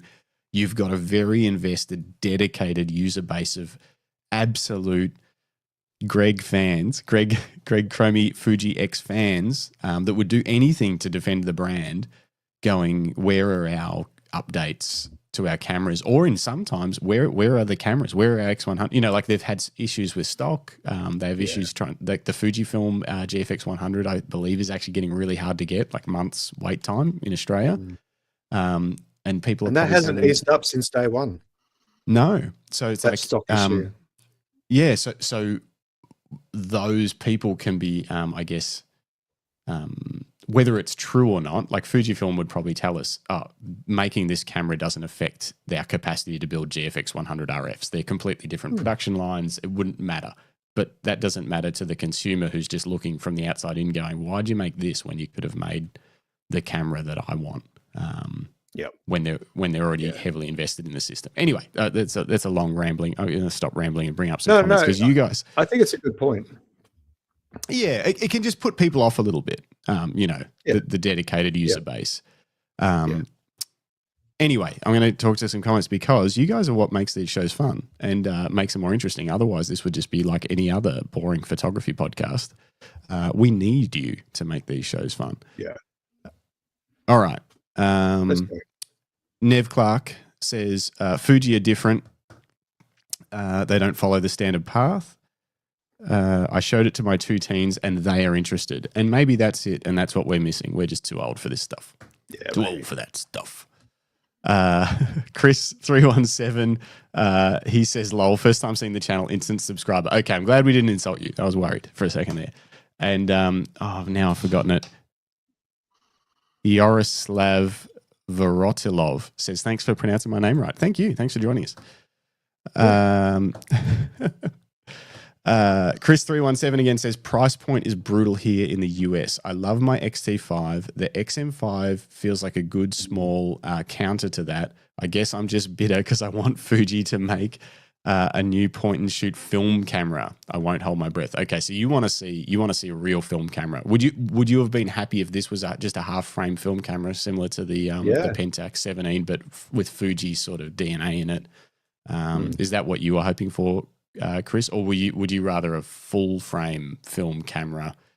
Basically, man, if they made an X100 film, it would sell like crazy, especially if it was priced. If it was priced lower than the X100 is, because it's got no sensor or anything in it. If it was like in Australian dollars, the X100's $28.99. If it was like $19.99 or something like that, even $1,500 to $2,000, which is expensive, but if it was premium build and if it really had the same quality as the X100, which is a really solid camera. It's already got an OVF. It's already got an optical viewfinder. It's got a great lens with a leaf shutter. You just need to put a sensor behind, like take out a sensor and just rip do a conversion. Simple, right? Simple. Surely. Yeah. I'm sure they've looked into it. And there's probably many reasons why they're not doing it, but I don't know if we've already pulled this up. Eric, Fuji are definitely selling this as an experience camera rather than focusing on image quality, etc. 1400 is a tough sell, 1400 Australian. Time in the market will be a test to see if there is an appetite for this. Yeah, that's it. It's just going to wait and see. I mean, we'll be able to find out off people at camera stores whether or not this is selling or not. Nev says, I don't think people are going to take photos with this. Interesting, because it is a camera. And what exceptionally great photos, I really don't think it will be about the experience just walking around with something funky. Okay, so it's more like you just think people are just going to enjoy having the camera rather than really... it's a lot of money to spend on a piece of jewelry. That's true. Or is it? Yeah. For some people. For some people it won't be. It'll be, I need to have that. I need that to complete my look. So JS Hanny says... really interesting contrast will probably come soon when we see the price of the XE5. Yeah, Jason, I'm scared. Well, it's rumored to come out this year. Is it? At the end of this year. Yeah, I'm scared for the price of it. I hope that they stick to a couple of things with the XE. It's smaller than an X. It's around the size of an X100. But obviously it's interchangeable lens. They'll probably bump up to the same X processor 5 and the 40 megapixel sensor because the current ones are 26. I reckon it would be closer to $3,000 for an XE moving forward. Right. And I reckon when an X Pro 4 does come out, I think that price will shock the shit out of us. It'll be extreme. But they'll make it $4,500 or $5,000 or something, and just be like, don't buy it, like it's your call. This is the premium, yeah. And if they want to do that, as long as they make it premium, and as long as they keep other offerings that are in the lower price points for people to choose, they don't sort of just cut that $2,000 to $3,000 price point out of their range altogether. As long as they keep offerings in that are high quality, put a premium one out, whatever. Yeah. If that's what you need to do to make the X Pro line continue. If they look at it and go, we can't afford, to keep it at this lower price point, put other products in that price point and move the X Pro up to something that's, higher end. That's fine. Yeah, like the gap between GFX and X, there's quite a big, let's say between 5 and say 8,000. There's that bracket there that isn't being filled. Say between 4 and 8. There's a bracket there that's not being filled. And the X Pro 4 with IBIS and, the latest processor, latest sensor, 40 megapixel, push that hard, but put a better screen on it, and improve the viewfinder, then I'd happily pay if I had the money, I'd happily pay $4,000 to $5,000 for an X Pro 4. Yeah, I agree. I might be tempted. Jason goes on to say, I applaud Fuji completely for building this. Same as I applaud for Sigma for building that new block of aluminium camera, the Sigma BF, which looks very beautiful. Yeah, we want to get our hands on one of those. We do. Try and get us one, Greg. Come on. Both are going to struggle in the market, in his opinion. Yeah. Well, I mean, the BF, it doesn't sound like they want to make a ton of them anyway, so I think they'll probably be fine. I think there's enough people that find it unique looking and a unique feel that they'll probably sell the quantity they're planning to make. What they say, 7 a day or something like that. And isn't it a full frame? Yeah. It's full frame. Like it's full frame. It should produce, and it's got built-in storage, so it should produce decent image quality. It should be fast. We'll see what the reviews say when people get it in their hands. Yeah. He also says, not fussed if they build a film camera. We just want more Fujifilm production. But build an X100 with a mechanical winder that cocks the shutter. They'd sell truckloads. You're welcome, Fuji. Here we go. Back to Glenn. Did I hear correctly? It only shoots 55 seconds of video. We think so. Can you even test it, Greg? Can you test it? The boys at Petapixel, Jordan did his test, and they often, they'll put on the screen filming him with the camera to review the video features alike, and the image quality was shocking. Let me just put it into movie mode and hit record and see what happens. We'll just let it While you're doing that, Chris317 says, lol, maybe I'm the bastard. Full frame film. I use a Nikon F5 and Olympus, was that MJU2? Second go around after freak accident on the original one as my wedding film cameras. Want a point and shoot that won't break down, lol. Look at this. Drunk wedding photographer. I too only use the F5 as my main camera for weddings. Nice. And, well, what do I have here? A Nikon F5 that I don't shoot weddings with, but I do have one. And I do I know, but you know what happened? These guys are going to kill me.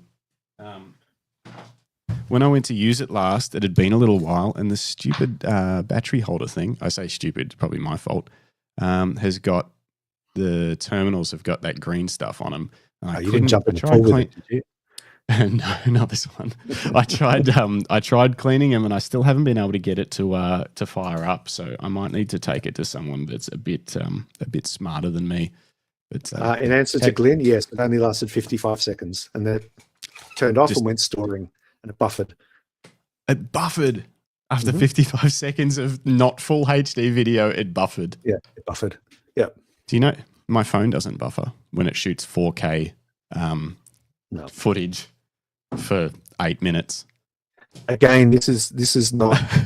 It comes back to, it's an experience. They don't want people to create massive videos because they want you to use the app in your phone, and there's no way you can store transfer massive videos wirelessly to a phone, especially from this camera.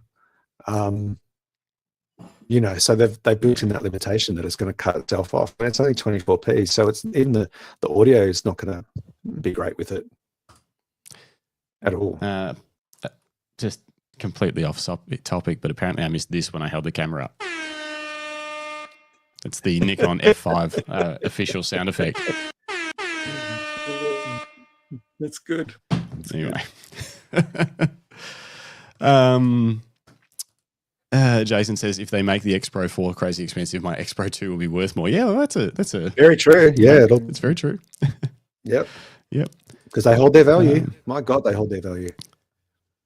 Well, these guys in the comments having a good chat about what lenses they're using on the 58 1.4 is that is a beautiful lens. I shouldn't have sold it. I sold it when I shifted to mirrorless to Canon, but I loved using that on the Nikon film stuff, and I sold it and shouldn't have. So anyway, I'm on the lookout for one, but I've recently switched to this for film, which is an EOS, Canon EOS 1N with the 50 1.2, which is another delightful 50mm lens. Anyway, just nerding out on film, completely off topic from Oh, I guess it's not off topic. This camera wants to No, be a it's film not. camera. Yeah. Yeah, I don't know. What else? What else? What other thoughts do you have on it? And what other questions do you guys have in the chat before we wrap this thing up? It's been almost 2 hours. This is the longest. This could be also, the most honest and longest X Half review on the internet. Yep. Yep. Most definitely. Chris, let us know your questions go on. Chris has got one for you. And this was the question I had as well. And I don't know if you're sure or not. Does the X Half use the same app as the other X series? Or is it a unique? It's its own app. Brand new app. So I couldn't use it while I was testing this camera because although other reviewers in the States, Canada, and Europe did have access to the app in their previews, we didn't have access to it here in Australia. At least I asked for it twice. I was told it's not available until after launch. But they sent me some screenshots of how it looked, which was useless. But screenshots. Did you review the screenshots? I spoke to them. Anyway, Chris, it's its own app. It's its own app. It's its own app. It's an official new app. I wonder if they're planning on sort of implementing more products that center around this app as well. Are we going to see more of this stuff that all funnels into that one app? More sort of lower priced experiential products? Maybe. Chris also asked, how often do you guys do stuff like this? Only new releases? So, all right. So I'll give you the full rundown of the Camera Life podcast. We do every Thursday Australian time, Wednesday US time. We do an interview with a great photographer. If you know any, if you are one, hit us up. We're always looking for more people, although I think Greg's got us booked out for a couple of months already. Yep. So those interviews we do everything live. Nothing's pre-recorded. So we do all of our interviews live, and you can jump in the chat, but we won't pull the chat up quite as much during an interview because it's more about the photographer we've got on there, but you can ask questions and we'll pull them up when we can. We do Monday night Australia. So Sunday, whatever that is, afternoon, morning. I've lost my track. Anyway, Monday night in Australia. No, it's really late. Sunday night for US viewers. We do our random show, which is basically we just talk about news, whatever's going on, whatever topics we want to chat about, and you guys in the chat help us carry those shows. And then we do these when a new camera's come out, either if Greg's been testing one or if we just want to chat about what we've seen on the internet and just throw stones. We do that. And we are going to be doing much more of these for probably not just new releases, but long-term reviews of cameras. And lenses. And whatever gear. But we really want to get sort of a panel of photographers to essentially review a camera.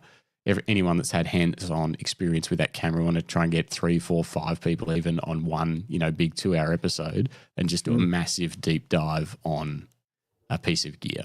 So that's the plan. But so that's what we do here at the Camera Life. He also says, no, not the same app. Woof. Yeah. It's probably not ideal. I think someone asked if the camera had a hot shoe. The shoe on the top of the camera, it is metal, but it's a cold shoe. It's dead. And given that, well, from what I was told, there's no port for an external microphone. It kind of begs the question of why did they bother even putting that on? Is it purely aesthetic to replicate the Fuji Half? That's a good question. What accessory is it made for? It's a good question to Fujifilm. Well, you could put an external light on it that's self-powered. That has auto, but really, it's baffling. That is a great way to put it, though. This question: is it a fake hot shoe on top of the camera instead of a cold shoe? Or are you going to start calling them fake hot shoes? Yeah, there's no connectivity. I think that's great. Drunk Wedding Photographer says, I'd like to be a guest, but I can only do it after sunset time because of my chickens. Fair enough. We might be able to we might do some random slots as well. So we'll see. Yeah. It might be fun to get you on as a roundtable film photography sort of show. I want to try and do some of that too. Some themes, the landscape theme show with a few landscape photographers, film photography. Maybe an editing show would be fun. Nev Clark wants to know, does it need a grip? No, it's not really. It's kind of like holding. It's kind of a similar weight to a high quality smartphone, really, and it's small and compact enough that it doesn't like it's. You know, you need a Lucky Strap on it. Speaking of which, sponsor of today's show is Lucky Straps. Head to luckystraps.com. We make straps, leather, handmade here in Australia. Right. Ship them anywhere around the world. And to its credit, it does have proper lugs for a strap, a Lucky Strap. It has a thread on the bottom for a mount. It's like I said, it's for what it is. It's built well, except for the fact that the cold shoe was fake. It's fake hot shoe. It's a genuine cold shoe. Genuine cold shoe, fake Genuine hot shoe. cold. Yeah. Glenn says cold shoe is for lighting your crappy 55-second videos. Yeah. Rough. So like I said, for everything at the top of the show, I said, for everything here that is brave and genius, there's a compromise.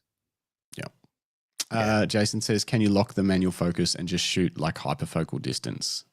No. It's a good question. No. And it does have eye.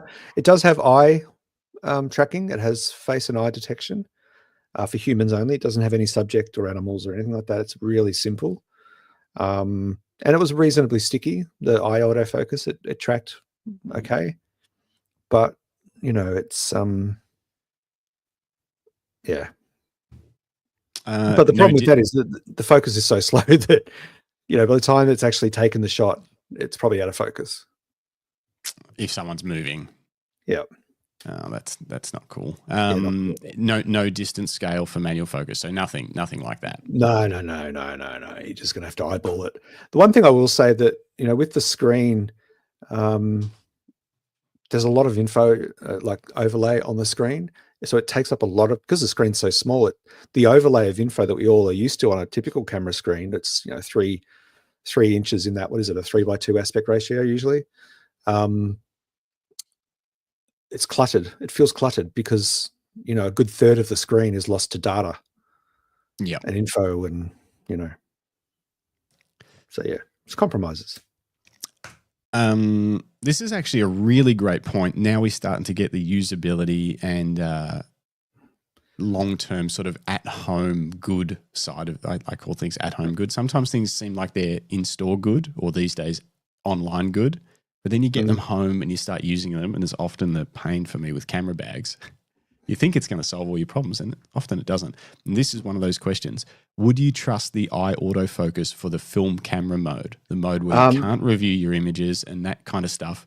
Are you just going to be disappointed when you look back through the 36 exposures you took at this, party, 21st birthday party or something?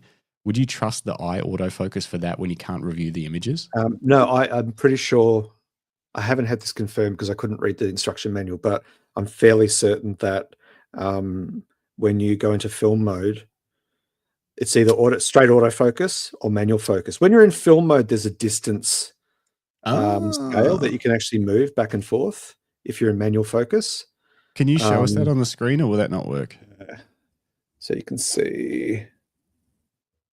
Oh, down the bottom there. That's the distance scale. If you put it in manual focus, so you use the front thing, there's actually a distance scale.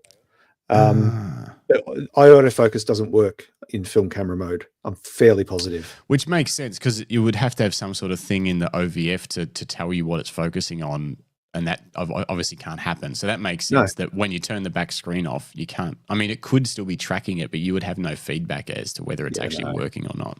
Okay, so there is a manual focus mode, and it does give you a distance scale. So there's a focus ring in front of the aperture ring. Is that how that works? Yeah. There's a focus ring. Yeah. Okay. And it's actually quite smooth and well dampened. It's the aperture ring that's clunky. Okay. But yeah, to its credit, it's actually, it's tiny, but it's there. Yeah. Yeah. Interesting. Yeah. Yeah. Great. That was a good question. Thank you. Nev Clark says, I'd be up for a GFX 100S 2 1-year review. I love this thing. Bias acknowledged. That is one of the next things I'm going to try and get Greg to use his connections to get me a GFX 100 kit of some sort to test, because I want to try it out, and I want to try it out in some pretty intense ways with sports and stuff like that. So that's coming. Yep. And yes, Nev, we'd love for you to be a part of that because we know you've put yours through its paces. Absolutely. And Greg's already had his hands on it a few times, but I think you could do more stuff. Yeah, give it another crack. Okay. Anything else? Is that a speaker on the bottom? Yeah, it is. So on the top, it has the dual mics, and on the bottom, yes, there is a speaker here. For playing back the video? Or has it got like... Speaker is, no, it's for playing back video. That's in mono. The microphone's a stereo, the speaker is mono. Oh, that's the other weird thing, is that when you go into film camera mode, you can't get out of it until you either choose to rewind your film. Even if you're halfway through a roll, you can rewind it, but then it ends film camera mode. The only way to get out of film camera mode is to take the SD or the battery out. But when you rewind it, that just ends it anyway, and then you get all those photos. Okay, so you can get out of it. You just you don't just switch the mode. Yeah. You end the roll. You got to interrupt what you do. Yeah, you end the roll and go, actually, I'm done shooting in. Because once you're in film camera mode, your film simulation is stuck. Can't change it. So I'm done with sepia for this one. I'm done with sepia. I want to go to classic chrome. It's got sepia? Every Fuji camera has sepia. Let us know if you're listening back later. Let us know in the comments below. Do you ever use sepia? Ever? Does anyone? Ever? Tim Siama's in the chat, dropped in for a minute, and the chat is popping off. Hey Tim, did you I think you might have ordered a little lucky strap the other day. I think I saw your name pop up because we made a little super secret discount code for you. If anyone else wants a super secret discount, you can just use my name, Justin, when you check out at luckycamerastraps.com. Don't use Greg. Use Justin. Use Greg. Use Greg's Justin. easy to remember.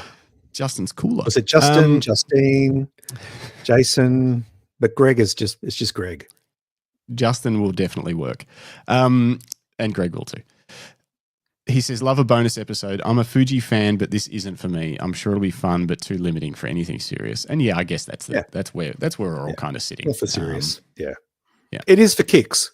Let's face it, it's for kicks.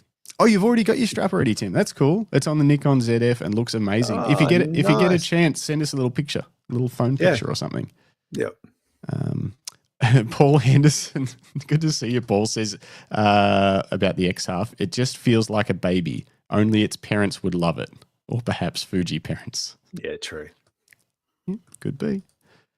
And Glenn says, I like Silver Effects yellow tone, sepia-ish without the blah. Yeah. Okay. Yeah, I agree. I'm not a sepia person. I tried it when I was in the early days of photography, and I was like, this just doesn't make sense to me. No, it doesn't. So I've never used it again. Yeah. It reminds me of those staged, where did we used to go? Sovereign Hill in Ballarat. We used to go to school. Exactly. Every Victorian kid went to Sovereign Hill in Ballarat for a school trip and a weekend. Sovereign Hill is like what would you call it? It's like a theme park. It's kind of like a reenactment of the 1850s gold mining era, the gold rush in Australia. It's basically you can go and do all the activities. You can pan for gold, and you can stand there and get your photo taken looking old and all that. And they do it in sepia. Like you get dressed up into the period clothing and smudge some coal on your face and get a sepia shot done in a tacky frame. So yeah. Exactly. All right. And this is a very appropriate comment for right now. Jason says, great show, guys. I better go do some work. We probably should too. Anything else, Greg, before we finish up? No, I guess we need to make it clear. Greg has done a full written review on this. It's at ShotKit.com. I'll link it in the show notes below, but otherwise just go to ShotKit.com and go to the gear review section or type in Fujifilm X Half or whatever, and it'll come up, but I'll link it below. And I apologize for the ads. There's a lot of ads on that site, but it's out of my control. Yeah, it's a solid review. Tons of work has been put into it, and it probably, while we covered a lot, like a ton in this podcast, probably into the sort of the opinion side of things and the nitty gritty. That it's got it's got sample images. It's got all heaps mine. of stuff. So if you are interested in this camera, head to ShotKit.com and read the full review. Yep. But no, I think we've covered enough. I think we've explored all of what it could be, all of what it isn't, all of what it is. And there's a lot here that's great. And you know what? And I think it's brave and it's a pioneering push. We didn't even get to the Reddit comments, but we don't have to, because I think we covered everything that I saw on Reddit popping, like from different opinions and all that sort of stuff, got covered in our chat and in our own opinions. So we didn't even need to pull those up because it's controversial and it's definitely not for everyone. Yeah. But we're glad Fujifilm are making new cameras and doing cool stuff. Yeah, I love that they did this. It just, Mark II version needs a little bit more time to bake. Should we wrap it up there? Yeah, we'll wrap it up there. If you're new, we really appreciate you being here. You, Chris, first time senior, he says, great presentation. Hope to catch the next one. Make sure if you do want to catch the next one, subscribe. And if you press the bell thing, you will actually get a notification will pop up on your phone to say we're live whenever we go live. So if we do a random show, you'll get a notification. And if you press the like button on this video, that does really help us as well. If you're not really a YouTube kind of person, we do put everything up on Apple Podcasts, Spotify, all that kind of stuff as audio only, usually about a day after the show. So you can subscribe on those platforms as well if you prefer audio only. And otherwise, awesome seeing you all here. We'll be doing more of this. Yep. And if you are new to the channel, check out our back catalogue. We're at 81 episodes now. We've interviewed a lot of photographers. We've covered a lot of different genres. A lot of different gear discussions. There's a lot and it's all like this. It's all live. It's all real people that use real cameras talking about how it impacts their day, their job, their experiences, their joy, all those sorts of things. And that's what we love to do here. That's why we do this channel, is because we wanted to give a platform for us and for our guests and for the chat, more importantly, to engage in the conversation live and share thoughts and, ask us anything. So, please make sure you like and subscribe. If you're keen for a new leather camera strap for your favorite camera, whatever that may be, make sure you head to luckystraps.com. Justin is the founder of Lucky Straps. I'm just a pleb, but we do make the pleb. You're my pleb. You're my pleb. Oh, well, I don't know what's worse. Next you'll be calling me a gimp. But we make handmade, Aussie-made leather camera straps, whole range of sizes, shapes, whether you want wrist straps or you want something to carry a medium format or a large format camera, we've got those too. So head up the site and if you've got any questions about it, just let us know. Yep. And with that, thanks guys. This has been The Camera Life.